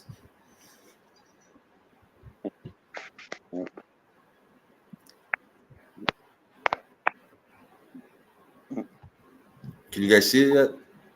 No, not yet. There we go. Yeah, Maybe I'm gonna main screen it and then I'll play it.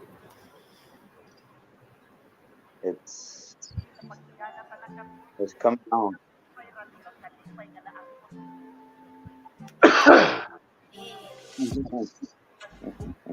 This is like just when I got up. Good. There's our logos on his shirt. Skywalker. We got Renee Box Young, 86 Boxing, Fantasy Boxing Predictions League, Demetrius Bright.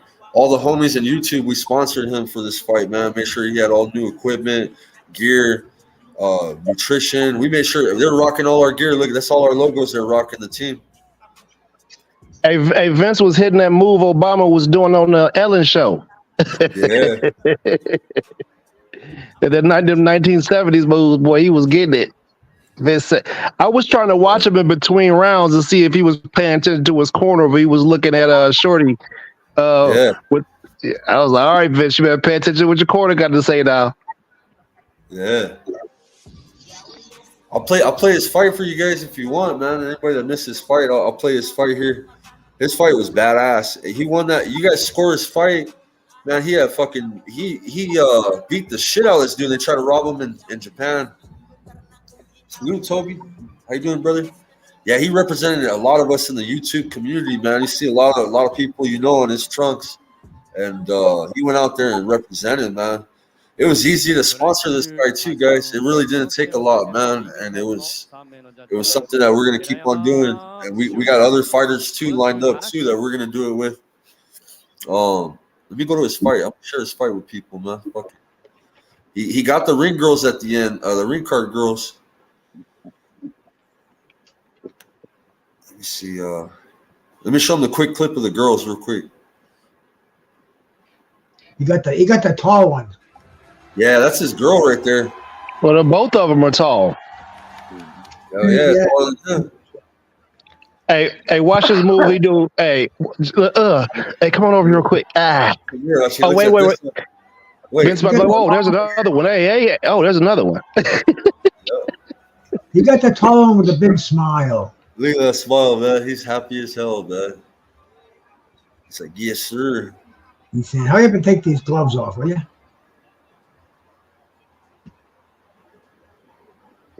Vince going to get on that speedboat. Oh, Toby, my bad, brother. I played it on Facebook, Twitch. I do the age restriction because they told me I need it on my videos, man. I smoke a lot of weed, bro, so they always pick up on it, I guess. And they do that. Actually, they do it automatically to my videos. I don't even do it. They do it. Yeah, my bad, bro. Look at my thumbnail is down there. I fucked around with my camera one time and I got that weird.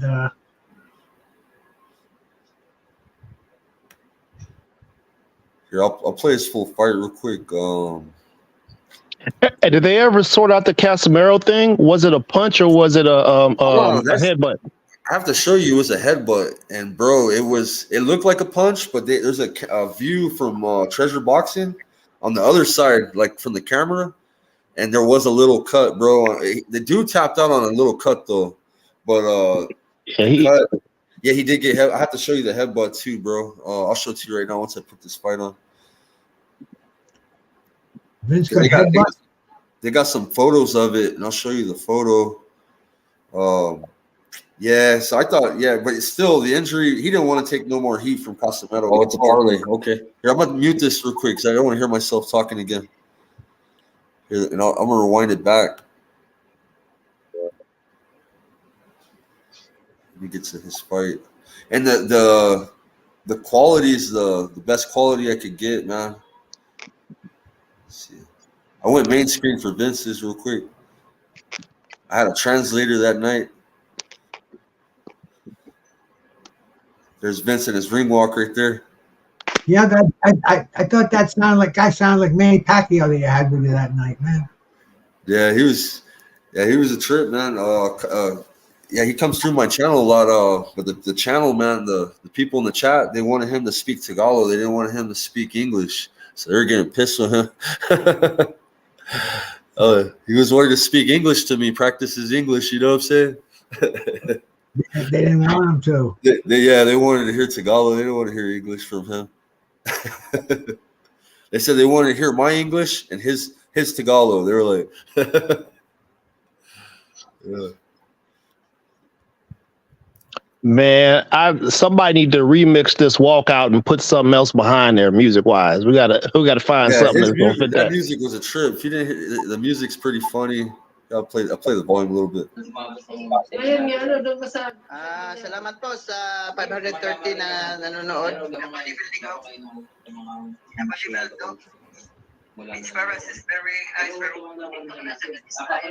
Oh, you can't even hear it. Yeah, this is not the original. This is off my YouTube.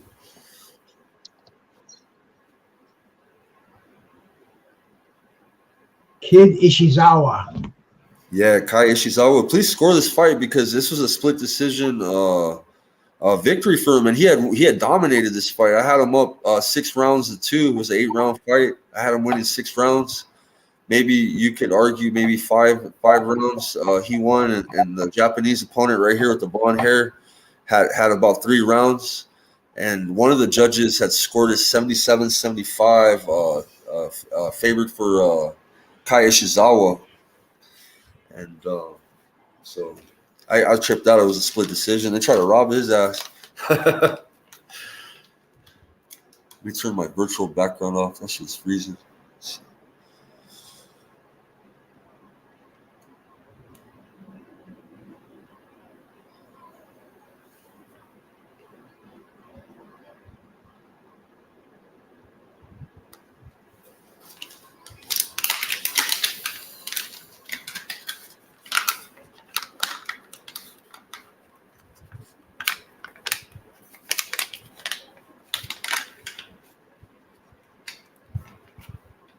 Oh, for sure, Toby.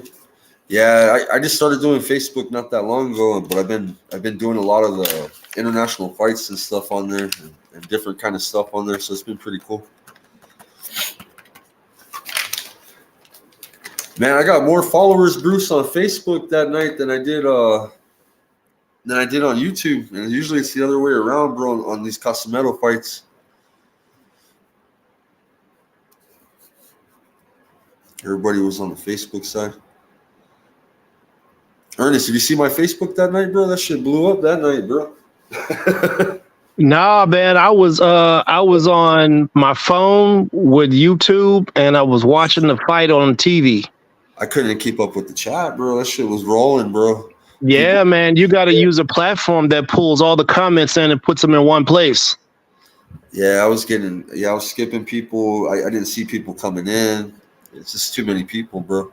They had like 35,000 in the chat, in the live chat.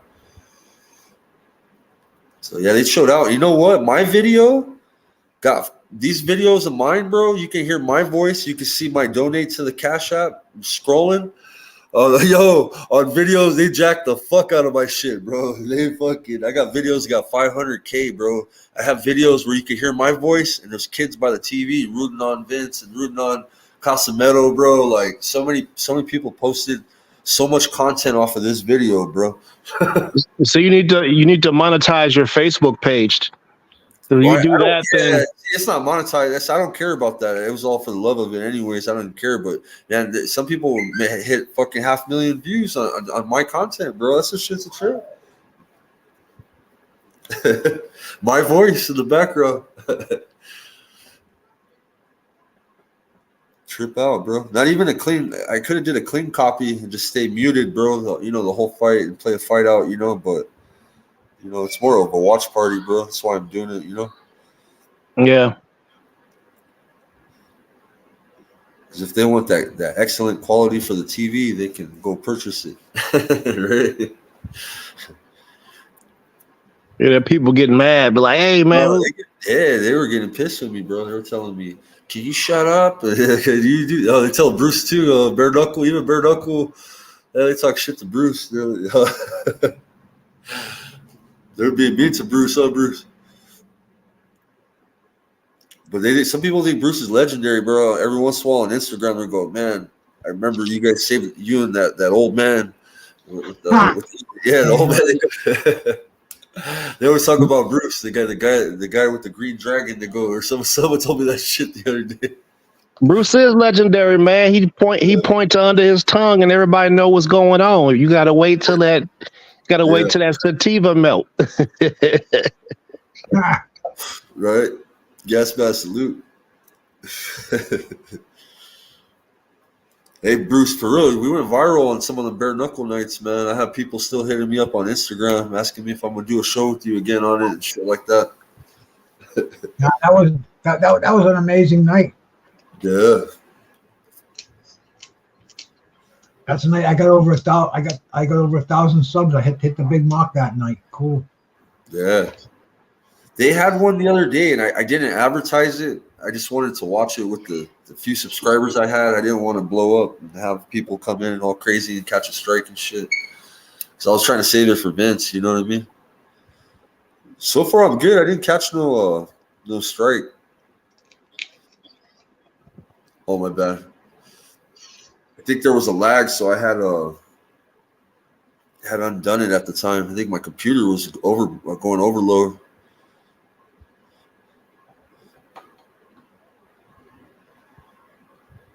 Yeah, so this is round one with Vince, and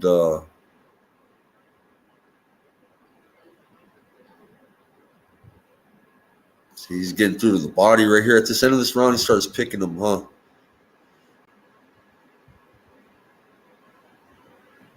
Look, he's missing too, right, Ernest? Yep.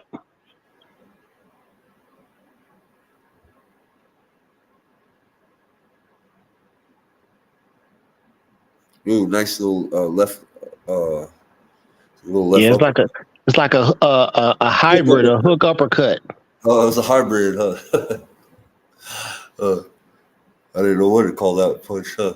Call that. Yeah, I sent Vince a clip, man.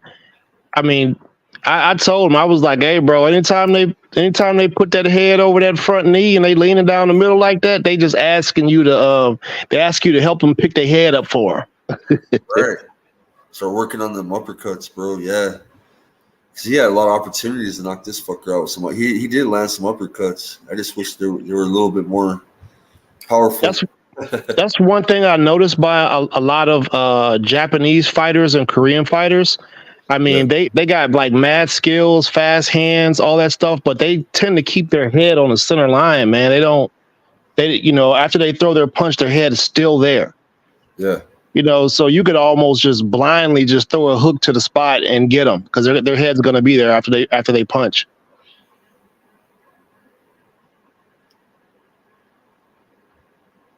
Look at him. Yep. That's only one round right there. Yeah, you breathing that forehead red. Vince put Yeah. Dude, Vince opening up already, round two. Putting them knuckles on him. Yep. And he's punching down on him too. It's crazy. It's kind of like he's fighting him tall. He's fighting him tall, bro. Too. I noticed his posture. Like when he backed up to set his punches, you see him do little hops and shit.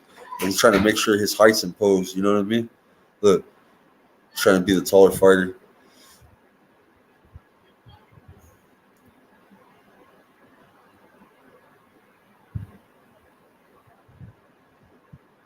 Wow, yeah, Japanese. His head still on the center line.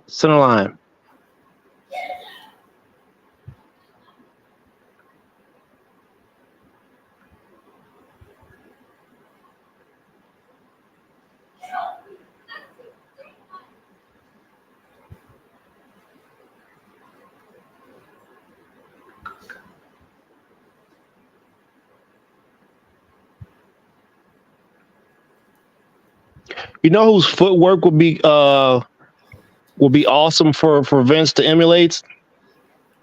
Chocolatitos. Because Chocolatito he's always on balance when he throws his punches. Uh-huh. Like he's almost never out of position. Like you don't really catch him reaching. Yeah. Yeah, Chocolatito. Yeah, you see how he lost his balance right there? Yeah.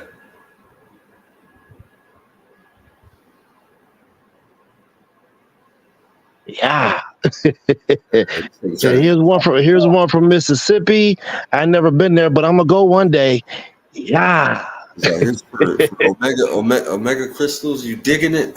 You dig it? Yeah. Oh, that. This one's for 86 bucks. This one's for BruceGas. The Total Cube. This is for the Green Dragon. Yeah, he stayed busy though. But damn, he does waste a lot of energy, man. Hopping the bouncing up and down is.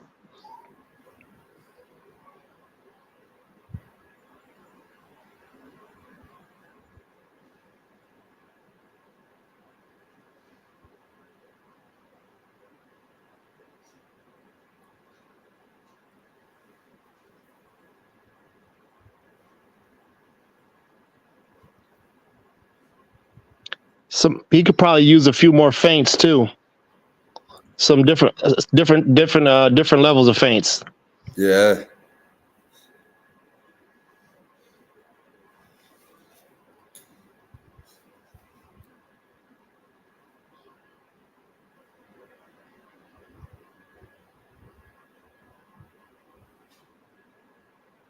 All right. Look at his eyes. Look at his eyes.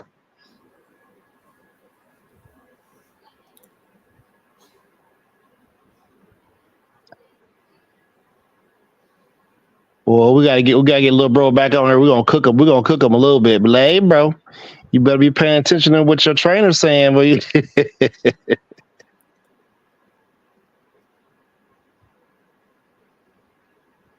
Salute to Mayhem and Miracles, Bruce. Retro boxing documentaries still here too, Bruce. Salute to your subscribers. I'm here. I had to step away for a couple of seconds. I got my brother had to go to the hospital yesterday, and he asked me to take his dog. So I got 2 dogs in the house right now. His is like a puppy, but he didn't have anybody to watch it, and he lives by himself. So I was into it. So I got my dog, an 8-year-old crazy pit bull, and his dog. I don't know what it is, but I had to step out for a second. Excuse me. My friend, Mayhem and Miracles, thank you for coming in, my sister. Retro Blood Boxing, man. I talked to Blood this morning on Fanon's channel for a little bit, man. Good sensible boxing talk. Bringing up some of the past stuff and talking about Andrade. Ben Beatty's coming up. I'll tell you, Vincent's pretty light on his feet over here, man. He's moving in and out, and then in the body punches. Look at that overhand right. Hey, body nice shot. Body, yeah, man. Vince is looking good here.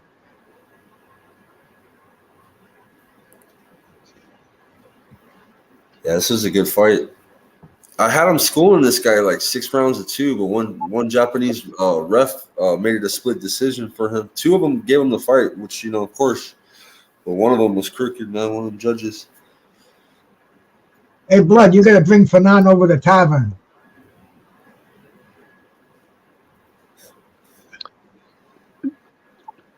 I wonder what Vince rehydrates to. I don't know, man. Yeah, very easy question. He was in here earlier, and he's probably listening right now, but he doesn't have a good Wi-Fi spot. Yeah. But that's an interesting question, because little guys like that, they gotta. He never has problems making the weight. He told us before. He has no problem. Yeah, but if he's going the IBF route, they'll cap him at 10 pounds. I'm not even all that familiar with rehydration and all that shit anymore. I never really followed that back in the day. It was first day weigh-ins with a thing, same day weigh-ins, but even day before. I don't know how you can put all that much weight back on and how effective it'll be. I just don't get it, man. Well, I used to bodybuild and stuff like that. It's definitely a science, man. And I mean, it provides a great advantage, you know, strength wise, if you're able to actually get down to the weight in a healthy way. I mean, you can rehydrate like 20 pounds. Well, bro, I bodybuild and I had a nutritional store. I sold every supplement you can think of. I was in that field, natural bodybuilding competition. And I mean, I've seen people down to 5% body fat, and you know, to make the weight for a competition. But then they maybe carve up, but they don't look as good. They lose it. You know, they lose that edge. I I don't see the advantage of rehydrating. I think it would maybe slow you down, make you soft. You're not putting muscle on. You're just putting water back in, and you have to take out that much water to make the weight. It's just unhealthy, man. You know. Right. Yeah. You know, bodybuilding is not a contact sport. So. Hey, he was asking us, gentlemen, what's your take of the Casemiro and Oguni fight gone for if it went to 10 rounds? And man, he didn't want no part of Casemiro. That cut wasn't that bad. I don't know. He has bad luck with these Japanese, Ken. I don't know what's going on, bro. But I think with his next Japanese opponent, he needs to just slow it down and then open up. Once that fourth round passes, then he can go for the kill.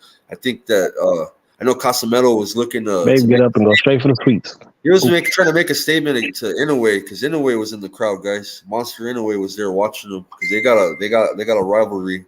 And he was in Japan, so Inoue's cousin was fighting as well. Did you see Inoue's cousin, big hair, bro? But yeah. So I just want him to slow down, Ken. Maybe slow it down. Maybe start working in the middle rounds, bro. He needs to slow down, bro. He can't just take these guys out. I know that he wants to. He's got power, but he needs to slow down because these fools keep getting cut or acting like they get hit in the back of the head. You know what I'm saying? So, it's turning. I hope his next fight he just boxes for 4 or 5 rounds, then opens up the power later instead of the early rounds. BNN, salute, brother. Marzak, man, peace to you, my man. Have a good night, bro. Yeah, hey, you remember that one guy? I forgot what his name was. He was on the card as well. He went out there and got that guy out there in like 30 seconds. That dude came out dry, bro. He didn't have a lick of sweat on him, bro.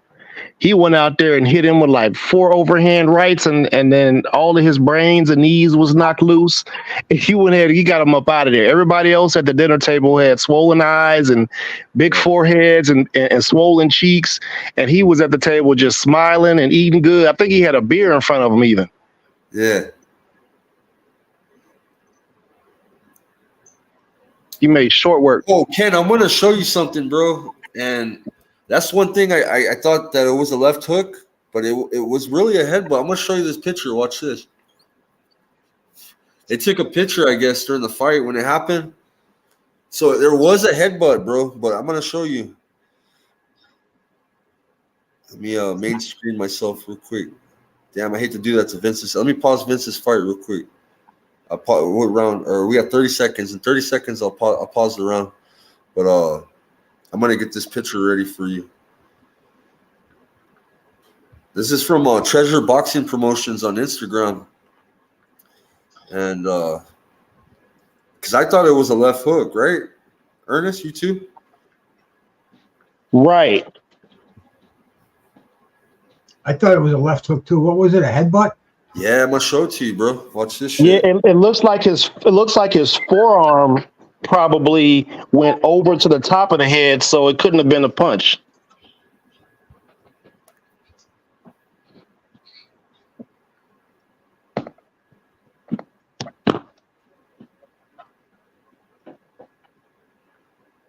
Yeah. Hey, yes, Remy, I saw this, brother. Oh, okay. Thank you, bro. Now, Remy sent me a message, man. Salute to Remy, man. He's another sponsor of events. I'm going to get this screenshot. Let me main screen myself. Turn my camera on.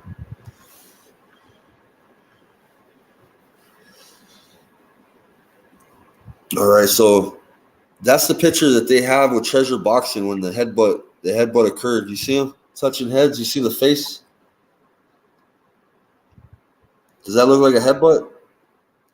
Then, Looks like the other one, nice one. yeah, this is after, bro. After they clashed, though. Look at their facial. Look at his face because he got a little cut because Joseph took a picture of his cut, and there's Casameto's face. Look, agony, bro. They had just clashed, huh? And there he is. There he is at the end with a little fucking towel on his head. He had a little ass cut. He didn't want to continue the fight, man. So considered a technical draw. So that's the pictures that they released. You know what I'm saying? But if you look at the other pictures, it looks like a left hook. Yeah, so I hope that clarified it a little bit. I was confused too, Ken. Let's see. I'm going to play his screen again.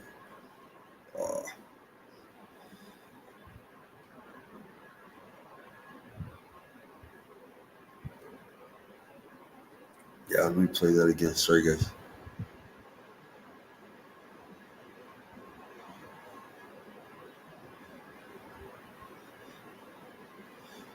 Yeah, but he should have continued, in my opinion. You think he should have continued, Ernest? A little cut, bro. Hey man, listen, to each his own. Maybe he ain't feel like getting knocked out in front of his hometown. Yeah.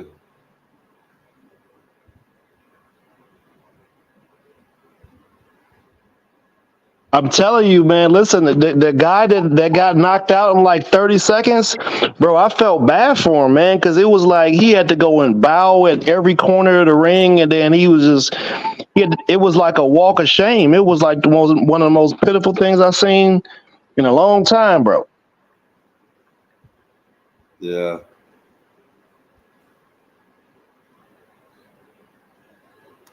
Yeah, Ken, I just noticed that picture, brother. But in the actual fight, you couldn't tell, you couldn't see that at all, bro. So luckily they had good camera people. Yeah, salute to Nick in the house. What's up, my brother? BN Boxing News in the house. You guys subscribe to my brother. I got a new channel, Nick. They terminated my other account. I'm on a new channel now. It's a SKYWALKER BOXEO. I do joint lives with Bruce, and I've been doing some lives with 86, and we're grinding over here still. We got the Tim and Tim show. This is one of our sponsored fighters, Nick.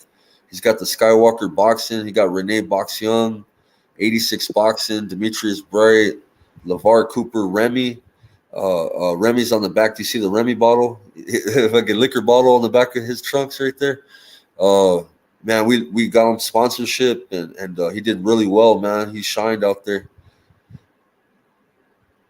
He was in enemy territory, bro, and came out with the nice victory. That was a nice fucking right hook. Did you see that? I mean, he never stops moving his hands. That's beautiful. I mean, these lighter weight classes, we overlook them in the United States. You know, we tend not to pay attention because they're just not imposing figures. But when you watch them, especially when you know somebody and you catch a fight like this, it's like, oh yeah, look at Vince. He's a little fucking pit bull. You know? He's a little animal. He's a little Tyson.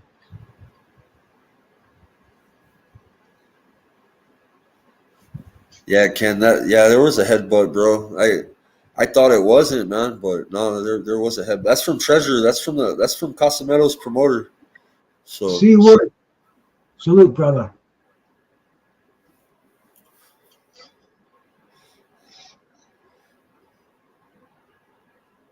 Yes, he would. Salute, brother. Yeah. These guys are both, they both fought for a world title. Kai Ishizawa, I think he's 10-2 coming into this fight, and Vince was 19-2. And what was Kazawa? He was ranked high too, wasn't he? Yeah, he's ranked high. He was one of those champs. He got either the WBO or WBA agent off him. He took the flyweight titles off him. And you know the thing is, these guys, it's easy to put fights together because they're not greedy. they'll, they get their contract signed and they get the fights moving on because they're grateful for having the exposure and the airtime. So I mean, this is It sounds crazy to say it, but in other countries, they don't have a say-so in who they pick as an opponent. They just fight who their manager tells them to fight. They try to be the best that they can be. You know what I mean? And that's Vince, man. He don't care who you put in front of him. He's gonna fight him, with a smile on his face.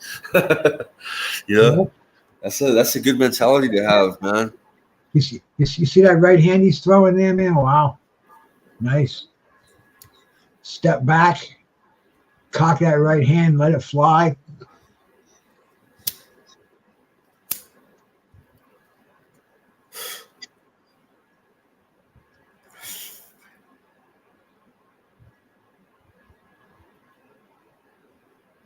Yeah, you won't get a strike for this, Bruce. This is my video. I was thinking about taking it down just to be on the safe side. No, they love me, bro. You know that they love me over there. Even the promoters know who I am.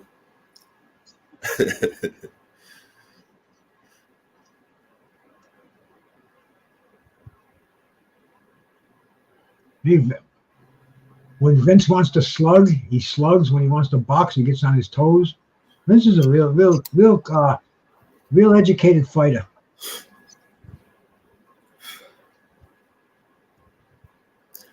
And then after this, guess what? I have Sonny's full fight. It's 18 minutes. I got to tap out, man. I got to put these dogs outside. I got to go to bed, man. I've been up. Yeah. I got Sonny's too, though. For this week, I covered two fights, man. So it's pretty tight. No, Sonny's was oh yeah, bro, exclusive of it, man. Like my headline says, the fights nobody saw this week live. Sonny Bleep McEwen and Vince Kamikaze Paris. Yeah. I'll put that as my thumbnail. Yeah, I'm a few hours behind you, so anybody wants to see the Bleep fight on my channel, I might stay live and show his fight, then I'll probably end it in the live maybe. It's a short fight, it ain't that long. It's a quick 4th round knockout. Yeah, even when I go off, my channel stays on, so anybody that's on here, man, you can hang in. But go over to Skywalker's new channel, please. Go give him a sub. Let's get him going again. I know how difficult it is, man, when you get that damn fucking channel straight out from underneath you. I know a lot of guys who have, and man, you work so hard to get it built up, and then all of a sudden it's gone. And you say it doesn't hurt, but it sucks. It hurts, That's why we just got to start from scratch and build it up again. Yeah, thank you, bro. Appreciate that. Let me put it in there real quick. Oh, my bad. Shit. Let me go to your chat, Bruce.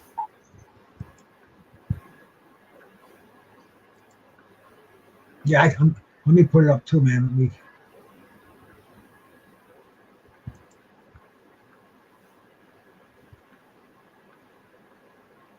me hit your like button.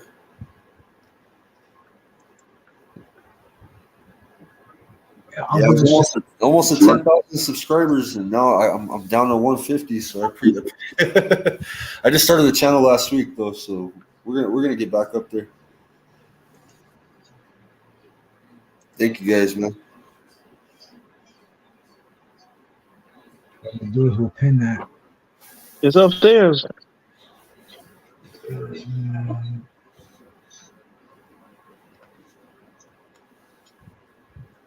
Hey, how about this new thing that managing moderators can time people out for all these different times? Have you seen that one lately? That's kind of good, bro, because I say that fucking 300 seconds wasn't long enough for some of them. You can pin up for 24 hours now. I just don't know how to do it. Yeah, now you can really put somebody in the corner. Yeah.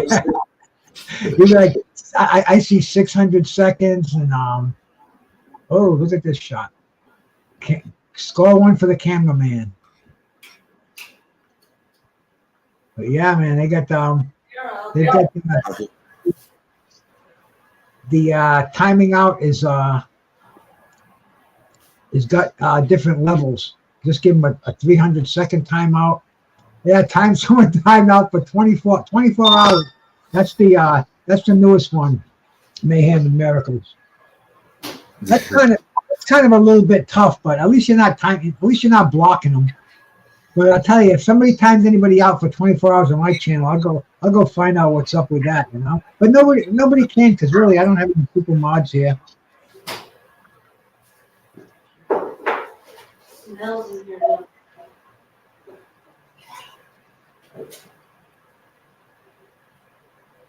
Feel strength in the fights, Ken. Ken, I think he needs to just slow down, man. I think that he's got power, but it's not he's got to slow down, man. He's forced, you know what I mean? He can't let it go to technical draw or no contest and none of that. You know what I mean?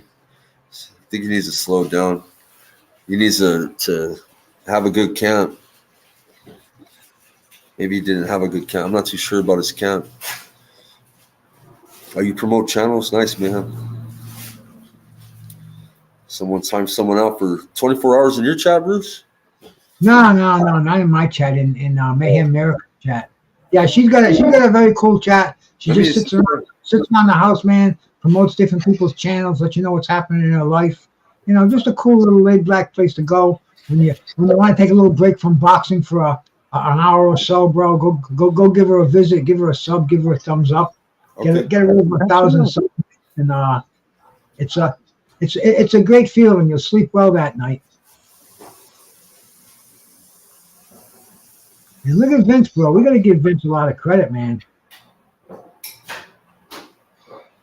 Yeah, he did really good. Guy. So Cook Lonzo's. I'm so confused, bro, with everybody in this YouTube, bro. Like, I don't know who likes who anymore. I don't know who's who sometimes, man. Like, I know Garcia's Garcia. I don't know if Garcia's somebody. You know what I mean? Like, yep. Somebody else I know, but like the same thing with that Cook Lonzo. There's an Alonzo, right? And then there's a Cook Lonzo. Is that the same person? I don't know, man. He's a weird character. Because I know there's an Alonzo in the tavern, right? But then there's also a Cook Lonzo. Cook Lonzo used to come to my chat, bro. I don't know if that's the same person or if he's just trolling that guy Alonzo. I don't know who's who, bro. But salute, bro. I don't either. When he brought up Cook Lonzo, I was just thinking of that shit. I'm like, I don't even know. When he goes on Mad Chads and starts. Your mama got it. It's upstairs. There was a guy that got Pigeon's picture as a profile, bro, and his name. He says, "Nah, bro, my name is." Let me think of his name, bro. Hold on. Ask your mama. Yeah, and, he says, "No, it's Harvey." Or some shit like that. He says, no, it's Harvey. I think it's Harvey. Remember the old YouTube account? I think he's trolling Pigeon or some shit. I don't know, bro. I don't know who's who, bro. I used to think it was Pigeon. I'm like, what's up? It's one of Pigeon's 100 accounts, you know? And it's like, nah, I'm just trolling Pigeon. And then someone got in the chat today as Derek James and Just Deuce chat. So and then there was an Errol Spence, and they knew who the Errol Spence was. You know what I'm saying? Like, I don't know, bro. It's funny. People have fun on here, huh? How do you time somebody out for 24 hours? I haven't tried it yet. Yeah, because if you just press the timeout, then you just time out for seconds. I think there's like another thing you have to click to do it. I don't know, man. Yeah, I don't want to be out all day. That's pretty fucking rough. Yeah, maybe not a good count, Ken. Maybe. I think, bro. It wasn't the best Casamelo performance, bro. I'll agree to that. But there's a lot of haters right now, bro. I'm still, I don't. If I support somebody, bro, I don't go over skirmishes and fights over people. Like, you know what I mean? I stick with my boxing on here, so I still, you know, what brought me to everybody in the Philippines was my interest in his style. You know, I like his style, and you know, maybe it's the, you know, it's that time, man. You know, he's getting up there in age too. He's had a lot of fights, so maybe, you know, or he needs to have a different kind of camp. I don't know, but I'm always gonna support him though. You know what I mean? Yeah, it wasn't a good look this fight, Ken. He didn't take a loss, Ken, but still, you know what I mean? Like you're trying to get Inoue's attention, you gotta. Yeah, man, I was expecting a better fight. Are they running it back? Oh, I'm pretty sure they're gonna run it back. Ken, did they talk about a rematch? I don't speak Tagalog, bro. I have to get people helping me translate stuff, bro.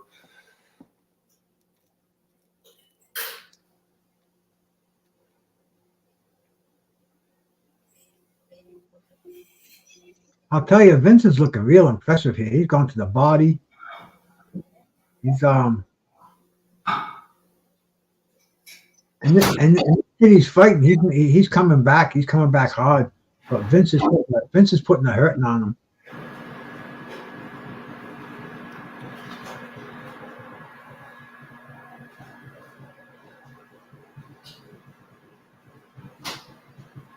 Yeah, he's cracking them. Yeah, he putting that chicken and dumplings in that basement. That's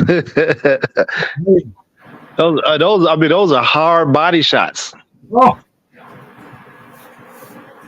let's get his hand down. Yes.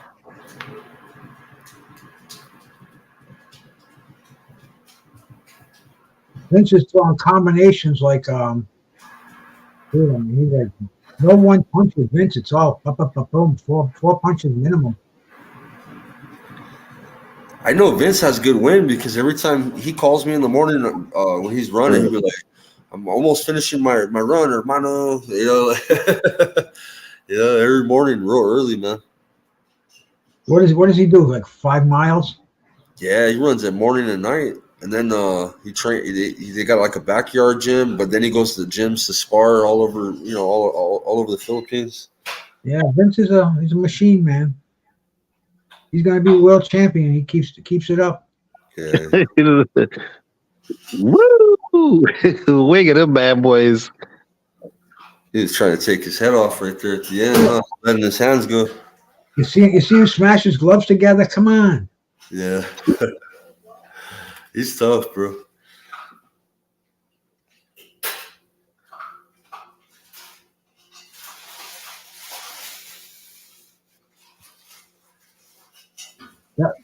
That wasn't even the end. That was the end of the fight, wasn't it? Yeah. No. I hope he can redeem himself. I hope the fight's more difficult too, Ken. Like, let's say he don't get the rematch, just go in there and fight Luis Nery. Fuck it, no tune up, nothing, man. Go in there, have a good count, and if he can pull that off, that will get the monster's attention. But anything other than that, bro, bro. I'm glad that they're moving Vince good too with these promoters, the same Japanese promoters. But it's time for a bigger name now. Oh, Vince just missed those punches by a mile. Hey, my brother Carl's in here, Skywalker. He wants to know when they're gonna have the. Oh man. You're gonna build it with that solar eclipse in the sky, bro, and on the mesas. Aren't they having a parade next week?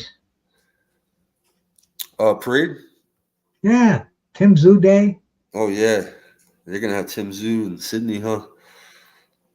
No, Sydney or Melbourne? Is he from Melbourne or Sydney? Tim Zoo. Albuquerque. Oh yes, yeah. They're gonna have a parade for Tim Zoo. Yep, balloon fiesta with all the hot air balloons flying around right now. Look at Vince goes right to his knees. He's so happy. Grabs the girl right away. Is that his favorite one right there? Yeah, that's her. That's her. He's got her on the shirt. Look, the ref going to take him away, and he's like, "Hell no, get off me." He's not trying to take her away from the girl. Look at that boy. Look at that boy. It's my birthday. Look, the ref's all telling the ring girl, like, "Girl, I saved you, girl." He's all trying to cock block Vince and shit. He's in love with that girl. They have history. The other guy with a rapper? Is that the dude with the shades on, all the gold? Manager? Yeah, I think the manager, they call it Sandman Promotions, SANMAN Promotions. They're his promoter. His team is that little short guy, the old man. That's Coach Benny. That's Bro, the announcer's trying to get Vince to stay. Vince is like, hey, girl, hey, let me holler at you real quick. Yeah. Come on, get this. Oh, you too. Come on, Maria. You kidding me? Vince will be mountain climbing over there, man. Yeah. Speedboats. Look at Vince, so happy. Look, he starts bowing at him. Japanese bow. Thank you. Thank you. Take these gloves off. Take these gloves off.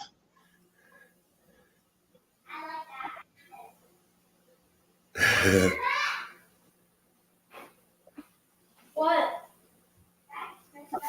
The Kai walked out, huh? The walk of shame. In his hometown, lost the decision. Yeah.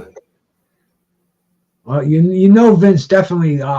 Vince, however they scored this fight, Vince definitely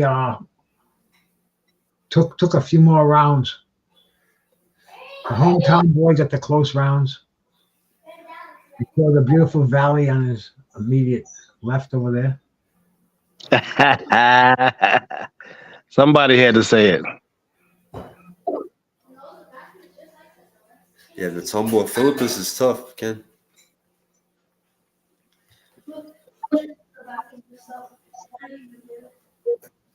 It's not, you can't see nothing, huh? I didn't do nothing. What you mean? Is it going to sleep? No, School tomorrow. I don't have school. I have COVID. Mama, look, I made the seats. I do. Mama, look, COVID. I tell you what, that's good for marketing. If you feel me. Didn't get as much as we did. Yep. We'll go back to school. And I didn't even try to car today. Here, can we do that now? Hey, Bruce, but they need to take a trip to Brazil. You know what I mean? Or maybe Mexico. I think they do them there too. Oh, here comes these two dogs of mine. I gotta put them outside before they, especially this new one here. I'll be back in a sec, guys. All right.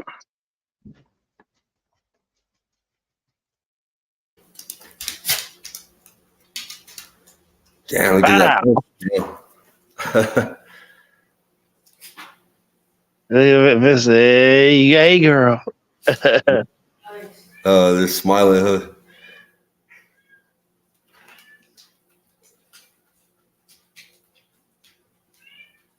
Does Vince speak Japanese?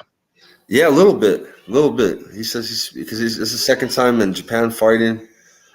He's smart, bro. He probably knows how to sing the national anthem in Japanese, probably. Let me put on Sonny's fight real quick. Yeah. You see Sonny's fight? Of course. Oh yeah. But I'm talking. I watched it twice, 3 times maybe. Oh, all right then. Hell yeah. It's a quick fight. I'm gonna put it on. Let me back out of here. Well, Sonny's fight videos. Yep, in the fridge. No. As you've seen happen early in this first round. Good luck to both of you. I think it's safe to assume that Marquise Weston might literally be the biggest threat, standing an imposing 6'7" to the undefeated record of Sonny Bleep McEwen.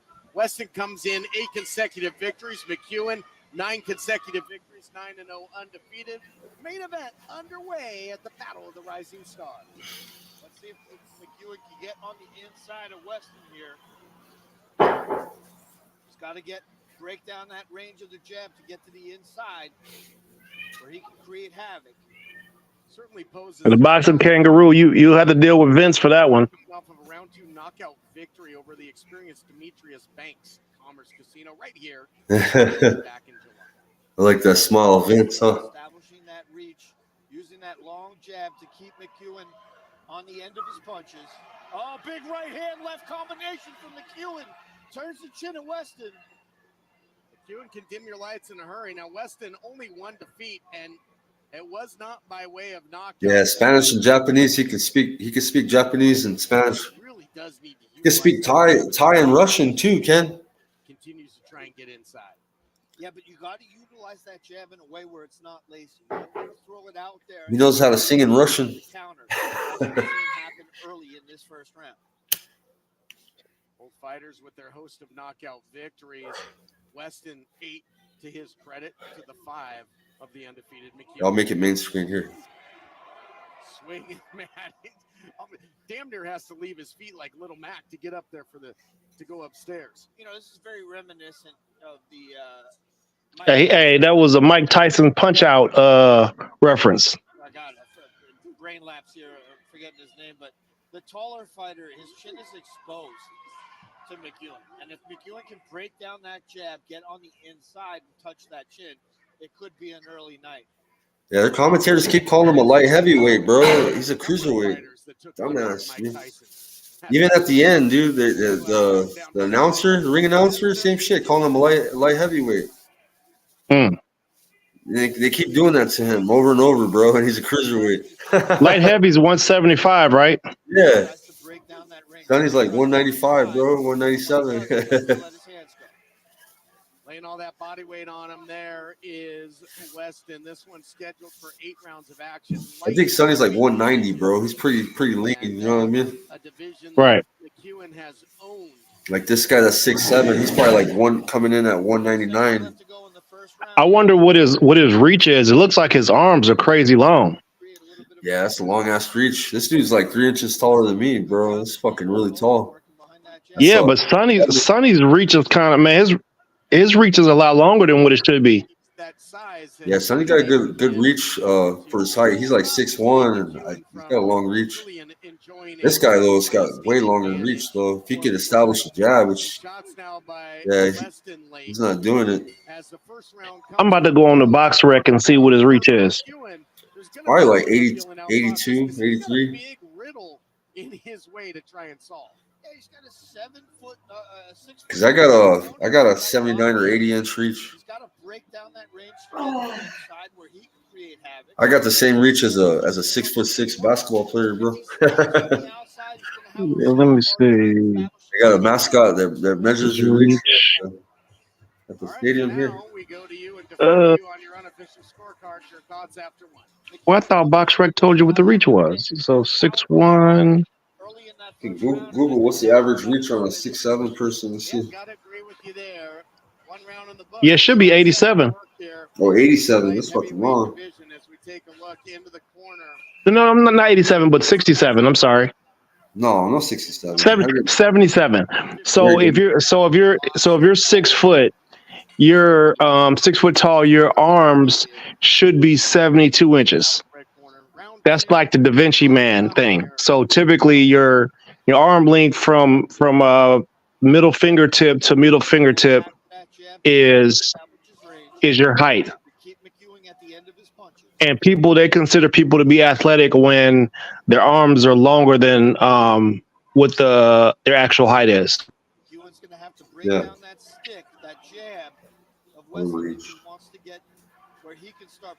That just means something happened when they was growing up. Some people feet grow like first, and some people got big heads, and they just don't never grow into the big head. The head just be big. Be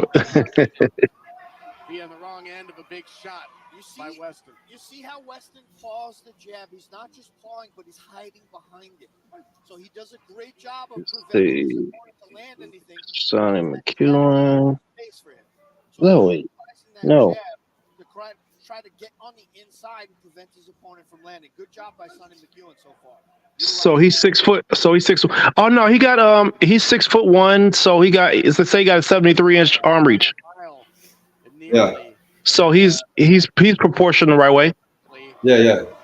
McEwen may be utilizing the jab more effectively than the rangy opponent. can hear the crowd come to life there. Yeah, this guy, he had to get on the inside with him, bro. Man, I was like, man, how is he tagging this dude? I mean, he was piecing him up, bro. And I'll tell you, in the clinch, Sonny was beating him up in the clinch too. Did you notice that? Yeah, he was just piecing him up. Yeah. Fight on the inside when Weston does break down the range. McEwen ties him up as he does right there. And again, putting that body weight heavy on the back of McEwen. I can start you in the later rounds. And as I think Weston is playing more the long game between these two. Yeah, he's not landing anything significant from the outside. The only one that seems to be landing significant shots is Sonny McEwen. Fighting in a phone booth here. Yeah, this ain't picking up in a hurry. This Sonny was fucking trying to hurt him. Yeah, man, he beating him up, bro. I'd like to see Sonny let his hands go and start throwing with some power here. I like that, man. A lot of people accept the clinch too much. Like you supposed to be dogging that person. Right. And he knows that he can break down that range. Let's see if he can start throwing some hands with significance to try to put this fight away. Yeah, but just tying up with this guy is, it's going to deplete the gas tank over the course of the fight for McEwen. Got to stay out of that clinch. 2 rounds in the books now. And more of the same here in round 2. Yeah, Sonny definitely landed the bigger shots in that round. That's why I give him the second round. 2 rounds to none on my scorecard for Bleep McEwen. So according to my colleague, McEwen, perhaps well on his way to remaining undefeated, adding a 10th victory, but not if the always dangerous Marquise Weston has anything to say about it. Who's been biding his time has Weston thus far. That's his coach right there, Jay Boost. We will be heading into the 3rd of 8 scheduled rounds. He's got a good coach. Sonny got a real good coach. And, Weston staying fairly cool, calm, and collected. That's part of his success, too, is that coach, Ernest. I ain't going to lie, man. That coach is very, very knowledgeable. He studies a lot of old fight film from old school fighters, bro. Like, yeah, he does a lot of different kind of training with his fighters, bro. It's a trip. Okay. And you got to think that I forgot I was watching somebody's old fights this weekend. Let me look up Sugar Ray Robinson. I watched like 20 of his fights this weekend. Yeah, he's good, bro. We might see One the of the best. of McEwen come back to light here. They always have that debate. Who's better, Sugar Ray Leonard or Sugar Ray Robinson? Oh, Sugar Ray Robinson all day. Yeah. Leonard is good too, though. Shit. That's why there's a debate for it, but yeah, I'd say Robinson. Yeah. I don't think he has any kids, right? Yeah. One of those skirmishes on the inside, because especially on the exit, as you saw right there. That height advantage will get taken away real quick if he ends up horizontal. The height advantage brings an issue that is a problem for the longer opponent, the taller opponent. Your chin's exposed. And if Sonny McEwen can land on the chin of Marquise Weston, it could be a very early night. Okay. Well, he's starting to find that I'm almost done. He's about to knock him out. I got to take my dog out too. Speak up. And McEwen has shown some pretty great patience thus far, but that might get thrown out the window if he starts connecting. This is where Sonny McEwen wants the fight to be, on the inside of Marquise Weston. Referee calling the stoppage here. I don't know what happened. Mouthpiece came out. Yep. Spin up that mouthpiece up. I got to wonder if that is the result of that mouth getting a little bit open there by Weston as this fight wears on. Very often you hear me talking, making the analogy about racehorses chomping at the bit. The opposite of chomping at the bit is a fighter that spits the bit, or a horse that spits the bit. Ernest? Look out here. Yeah. Blood Boxer said Robinson had 2 children. That's who you were talking about. No, not Robinson. I'm talking about Sugar Ray Leonard. In that 3rd round. Robinson's different. I was saying Sugar Ray Leonard name was a literal name. What a great onslaught that was moments ago by McEwen. Now hits the reset button momentarily. And it really has been all McEwen in this round. Yeah, he certainly got the power advantage. He's landing. Yeah, Sonny's looking good, man. He had James Toney help him out with this camp too. Did you see James Toney in the ring with him? Because Leonard has a son. And the hands are low. Yeah. Final seconds of the round ticking away. Will Weston survive? Yes, he will. Those big long Back again. and a little wobbly. Yeah, he quit. No, he makes it one more round, doesn't he? Yeah, one more round. Yeah, the guy looks like Leonard Lewis yelling in his ear over there.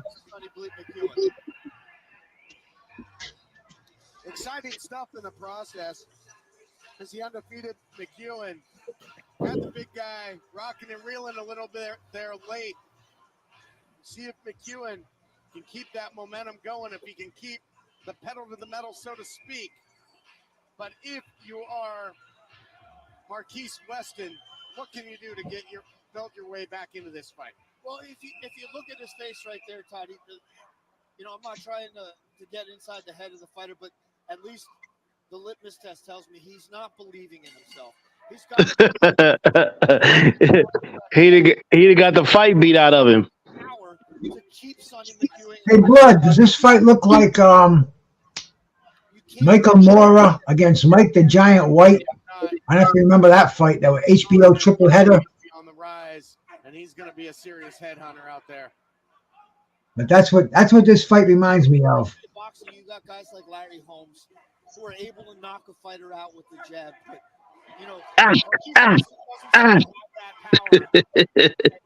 Yep. Kill him, Bleep. Watch, you can hear the crowd start chanting, and then he just really lets go. And believe it or not, Sonny McEwen's timing that jab perfectly to counter. Yep, and that's just what Michael Mora did to trying to keep that momentum. the Giant. Really, most notably, built up there in that third round, and pretty much has to throw everything at Weston. Yeah, hopefully Usyk can do that to Fury. Yeah. So that's another interesting comparison, man. Yeah. Sonny, you give us faith in Usyk. Also, I think when Fury takes on that Francis Ngannou, I think he can knock him out anytime he wants to. Yeah. I think it's Fury's gonna have to be careful in that fight. Yeah. He's not. I mean, you got to give Ngannou a puncher's chance, right? If that. Brian, how you doing, my brother? You see? Yeah, but I don't think he's gonna get close. I don't think Tyson Fury's just got too much skill. I think it'll be just simple boxing lesson. Whenever he wants to end it, boom. You can't see Ngannou going hitting it. Hey, what if Ngannou only does body shots? They say he got the hardest punch in the world. What if he hit Tyson Fury in his liver with the hardest punch in the world? You think that folds him up? I don't think Tyson Fury would let him, man. First of all, if Fury takes an amazing body punch, I've seen him get his body turned red by guys like Dillian White, and even Chisora was whacking inside of his body. But I just think it's two different disciplines, and I just think a boxer of Tyson Fury's caliber is just going to toy with him. Now, if they were doing it MMA style, it would be a different story. But as far as boxing gloves, boxing rules, we saw it yesterday with one of the celebrity fights. I can't remember which one it was. I think it was, let me see. It was Jack Reese is giving the count. They got a good ref for this fight too, huh? Yeah, definitely. Well, he gets up, saved by the bell. The bell already rang. Yeah. the fight to continue as the round ends. Wow. I thought that might have been it, Todd. Wow. Watch it is it. He's all out of it. Time ticked away in the round, and certainly to the benefit of Weston because he was in trouble. Yeah, the speed and precision of Sonny McEwen is absolutely taking Marquise Weston out of his The Logan Paul and Dillian Dennis fight, man, that was the one that was Logan Paul was boxing, Dillian Dennis was mixed. He was a jiu-jitsu fighter, and he looked like a real moron in the ring. He didn't land one punch. He tried to throw some elbows and shit, tried some jiu-jitsu moves, and it was like a no contest. Now, I think he might have survived till the end. It was a 6-rounder. Dude, that was the ultimate trolling that happened there. He basically, he trolled that dude until he got him to fight him, and then he trolled him when he was in the ring. I don't think he ever planned on fighting the guy. He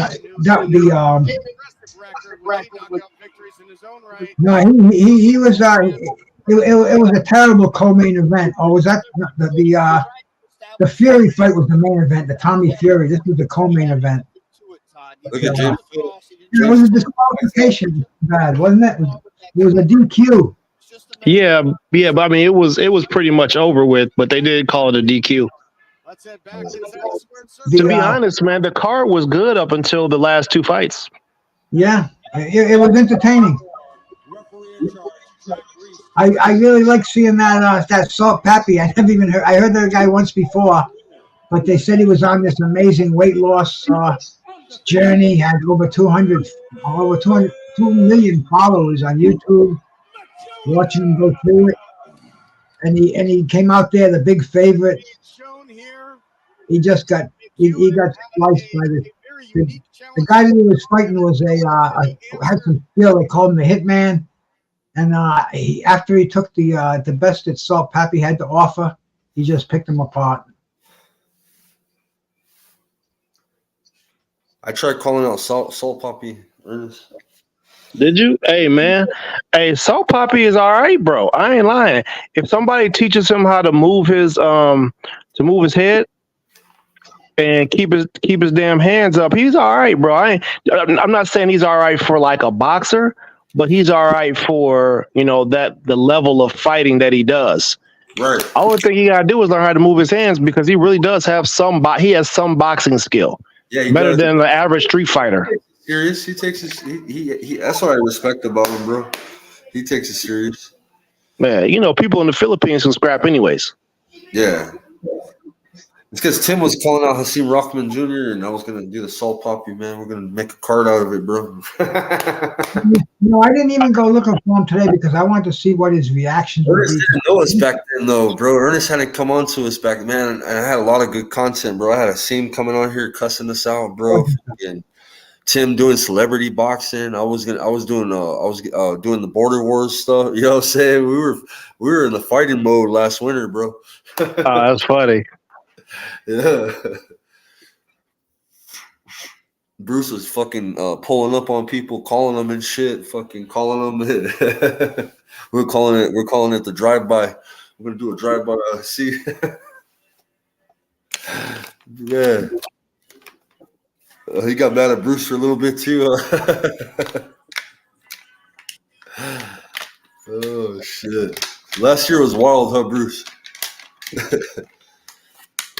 A lot of fun on here, Skywalker. We've had a lot of fun, man. He called Hasim one time, bro, and he's like, "You're live." Here's Tim. Tim's all, "Why are you dunking me?" Oh, that's hilarious. Oh yeah, that was funny. You better not duck me, son. Yeah. Well, that was a classic moment on here. Man, Hasim let go of his emotions on here, bro. He wanted to fight Ernest. Wanted to fight everybody. He was going to go down to Philadelphia to Tim's gym. Come to Albuquerque. Go see you in Mexico. Yeah, he was ready to make to go on tour. He want to go on tour, bro. He want to fight all of us and shit. Well, he went on tour when he got in there with that tag team and got pieced up. Did he do tag team, bro? What did he do tag team? It was that team boxing event. Oh, this last fight he was fighting it? We watched it on your channel. You're talking about the Team Combat League. Yeah. He damn near lost. I think he lost it for his squad. Yeah, he wasn't looking too sharp. He was getting touched up. Yeah. Michael Hunter was up in there beasting on people. So Tim was telling him, was like, bro, you want to fight football players, but you don't want to fight a boxer, because he kept telling Tim, like, bro, you fought at welterweight. And like, but Tim's older, he's got weight on him. He's like, bro, I'm not no fucking welterweight no more, bro. I got hands too. I'm in a gym every day. What the fuck you talking about? Right. Come fight me. But yeah, they were gonna do like a legacy fight where their fathers were gonna get involved, huh, Bruce? Tim Willis. It was kind of crazy. It would have been okay if Tim had one last hurrah, and did a did a good match for him, did a good charity event or whatever. Yeah. But, how tall is Tim? I don't know. He's big though. I met him before. He's bigger than I am. Oh, you're talking about Tim Jr. or Tim Sr.? I know Tim Sr. is huge. Junior. Well, not quite as big as Senior, but big. He's 6 feet easy, man. 6'1", 6'2". Senior got massive fucking bare hands, bro. His fucking hands are huge. They're bigger than Bruce's face. When you talk to Tim, he's in the gym every day, man. Believe it or not, he's in the gym. He's training other fighters, and he's training himself. And you joke. He jokes about a comeback. He wants to do an exhibition. And I'm like, dude, you're 65 years old. You don't need to do an exhibition. He goes, yeah, man. He goes, I want to do it. And I'm like, dude, 65 is crazy. Nobody wants to see you in the ring. And he's serious. He's called Roy Jones. Roy Jones isn't interested. He's talked to Tyson. Tyson's not interested. Man, I'll tell you, he wants to get in that ring. And every once in a while, he gets on this tangent about it, and it's I guess a lot of these fighters, they just don't know when to hang it up. And something about them Witherspoons, they got that fountain of youth in them, man. Yeah. Look at him at like I said, 65. And if you just look at him first glance, no way, no way. He looks like he's about 40, 45. Roy Jones Jr. he just got in the ring on Saturday at some event in Germany, and he said he getting ready to drop an album. He was rapping or something like that, and then they brought him in the ring, and then I guess he's getting ready to. He said he wants to fight Anderson Silva. I think they're going to scrap. Well, Roy's still got an active record. He's still active in boxing. He's Roy's got the distinction of being the oldest former heavyweight champ to be active in boxing, longer than Jack Johnson, who had the original record for it. Because Jack Johnson, he boxed until he was in his 40s. But Roy Jones has surpassed him, man. Roy Jones has beat that record. So, Roy's he's Guinness Book of World Record material, and he's still active right now as we speak. So. That Anderson Silva fight, I think Anderson Silva has got a box. I think he's got a boxing record, 1 or 2 fights as a boxer. No, Anderson Silva can box. Yeah. He's great. I mean, I feel like that whole thing was a setup. Well, I think when he fought one of those, he fought one of the Pauls or something like that. Yeah, I wouldn't take that all that serious. But for Roy Jones, like I said earlier, man, he shouldn't be fighting. He's 50 plus. Well, he said he has a new rap. He said he has a rap album that he's dropping. Yeah. Whatever happened to the Shannon Briggs Mike Tyson fight, man? I thought they were gonna set that shit up on. Let's go, champ. Let's go, champ. Shannon's another one, man. He'd still do it. Yeah, he's kind of. I like that, man. I like the energy that some of them have, man. They're still trying to be entrepreneurs, and they, you know what I mean. They're still, you know, they want to keep their name going, bro. They don't want to be forgot about. You know what I mean? And you see them always, you know, doing different things, man. Shout out to those hardworking guys, man. You got that, you know what I mean? They got that entrepreneurship, business sense. You know what I mean? To market themselves.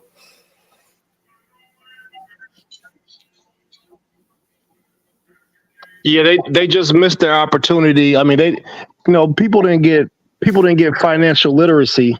Foreman did damn good, I think. George Foreman, you know what I mean? Like you had all the damn George Foreman grills. You had he did a lot with his money. You know what I mean? So he's smart, bro. He's invested. Yep. He's a household name. You know what I mean? Well, George did it the second time around. You know, the second time around, he knew what he was going for. You know, he knew all the money that was available in boxing, and he had the right people behind him. So I mean, he became one of the wealthiest boxers of all time with that grill. Sold the rights to that for what, $100 million, something crazy like that. Yep. Some people weren't. But George is another one, man. Did you catch that movie? Did you see that movie, Big George Foreman? It just came out earlier this year. Yeah, it's on Netflix now, right, Ernest? Oh yeah, absolutely, definitely on Netflix. I gotta get this special box Ernest has, bro. He keeps rubbing it in, and Ernest on. Do you tell about that cable box? Oh, well, you talking about Pro Streams? Yeah, dude. Tell Bruce about this shit, bro. Yeah, it ain't gonna it's not gonna do me much good to talk about it because they're not accepting any new subscriptions. Oh, really? Yeah. It's man, it's phenomenal, man. I mean, everything from everywhere is on there. You know nothing, Bruce, and you pay just a one flat fee, like $25 a month. That's it. And yeah, so I guess it's like a private club or some shit. Yeah, I mean, they're only accepting so many subscriptions. Like I said, I pay for mine, so that way, you know, when the people come from somebody that I was paying for it. So yeah. Well, I've been since I got my hands on the internet, I've been streaming almost anything I want to stream. I got sites I can watch a movie. If it was in the movie theaters 2 days ago, it'll be in this site the next day. Even if they have to do it with a camera, you know, it's got some guy with a camera on his lap or something like that. Yep. Until they get hey, Bruce, you know they have like this IP blocker, or it's like this IP blocker thing that you can use. It's a Real to Bread, right? And you pair that off with those apps, and then it gives you links that are in a different color, that are in much better resolution. Some in 4K, some in 1080, some in 720. But it's the same situation. Yeah. So I have I got the whole hookup. I just don't want to get myself jammed up out here in these streets, but. Nah, they're not even looking for anybody to fry. The internet is so huge. Unless you're like a freaking pedophile, or unless you're out there ripping people off for fucking money, you know, bitcoins and all those scams, you can get you're not getting away with anything. You're doing what everybody does. The only thing is somebody bundled that shit up in a package and sold it to you for $25 a month. Where I go to these sites and there's nothing that if it's on the internet, I'll watch it. I mean, I was watching the first one I ever found was when Roy Jones fought in Russia. I don't know if anybody ever saw that fight. You remember that when he got knocked out? Yeah. Yeah. I was at work and somebody said, "Hey man, you can just go to this I don't know, man, ring.net and see it." And you know, you had to knock a couple of obstacles to get it. But man, there's nothing that I can't watch out there. And you know, I don't know why people get down on me for not having pay-per-view prescriptions and all that stuff, bro. All I have is internet. I don't have TV. I don't have cable. I don't have any other form of media except the internet. So all I do is if I want to watch news, I'll go to CNN and watch it, man. There's millions of streams. Exactly, bro. This ain't 205. There's fucking millions of them out there. Yeah. And they come in crystal clear. There's more porn than the biggest pervert in his life could ever think about having in the 90s is free on the internet. Legal stuff, not even child porn. That's a no-no. That's what they get you for. One day, bro, I was walking my dog, and 2 houses down from me, there's about 10 of these black cars at 6:30 in the morning. And I'm like, what the fuck? I thought it was a drug bust. And all these dudes in black suits and shit, man. I'm like, and an old man lived there and his kid, and his wife and stuff, but I didn't realize it. But the guy was getting child porn, and it was an FBI raid. And I was like, wow, man. And I talked to the guys out there because they were young and they liked my dog. They were petting my dog and shit. And I wanted to know how if the old man was okay, because I'm sure he had a heart attack. But yeah, man, that's what they look for. They look for perverts and shit like that. But I don't even know if scammers are that susceptible. But shit, they let the scammers do their thing. Huh? Yeah, scammers are out there like shit. They're always calling you up. I get some scammers now that I run the Facebook on here. I run the Facebook on the StreamYard. Every once in a while I'll get a scammer. Like I had one yesterday and shit. They pop in, bro, and they'll let me know that their fucking husband died. They got a kid that's hungry. They need some money. It's some funny shit, bro. Like, because it's a bullshit scam, but it's a sad story. Like a story that'll make you feel bad. You know what I'm saying? Like. It's like it'll come in and it'll take up the whole chat screen, man. And some people fall for it, They might as well they throw it out to like 2,000 people. Out of those 2,000, one person's gonna hit on it. 2 people are gonna hit on it.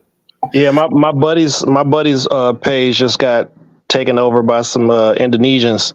He's they call him a crystal collector. I mean, he has like thousands of people that subscribe to him, and they took his page over and started posting all kinds of crazy stuff, bro. It was wild. Yeah. Do you remember when YouTube had a problem with it? When I first started, Bruce, we were getting some weird shit every time we post stuff from Russia. Remember that shit? What was it? Do you guys remember that shit? They used to say, well, that was the bots, weren't they? They were hitting everybody. Yeah. Well, the bots were bad, right? But then they were putting some shit that was weird, like a weird saying on there, bro. Like promoism or some shit like that. And I'm like, what the fuck is that? Like, I don't know. They do some weird stuff on YouTube. But I haven't seen them lately. They kind of cleaned up YouTube. Have you noticed? The bots are still coming in here and there every once in a while. I just saw an attack of the bots recently. Now that there was a boxing thing the other day. There was I think it was during the YouTube boxing, the call for the Tommy Fury and KSI fight. There was a bunch of bots in the chat over there saying, they come out and fight it. The thing is, you can't even click those bots because they don't have wrenches. They can't put the channels in there to click. So you have to copy and paste it, and then go to have Google go find it for you. Has anybody ever bought a wrench? That'd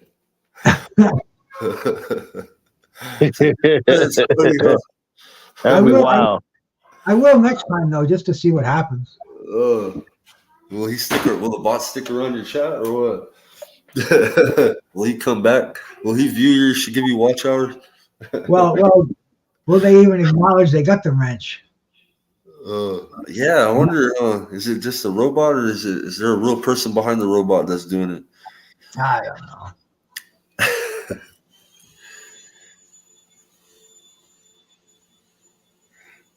Moderator wrench Picasso, like what I gave you, man. We'll give him a manager, man. They'll start blocking motherfuckers. Wreak havoc in your chat.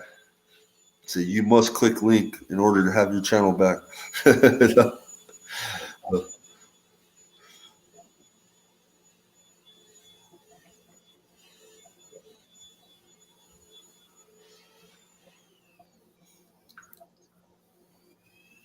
Yeah, so what's the fights coming up this weekend?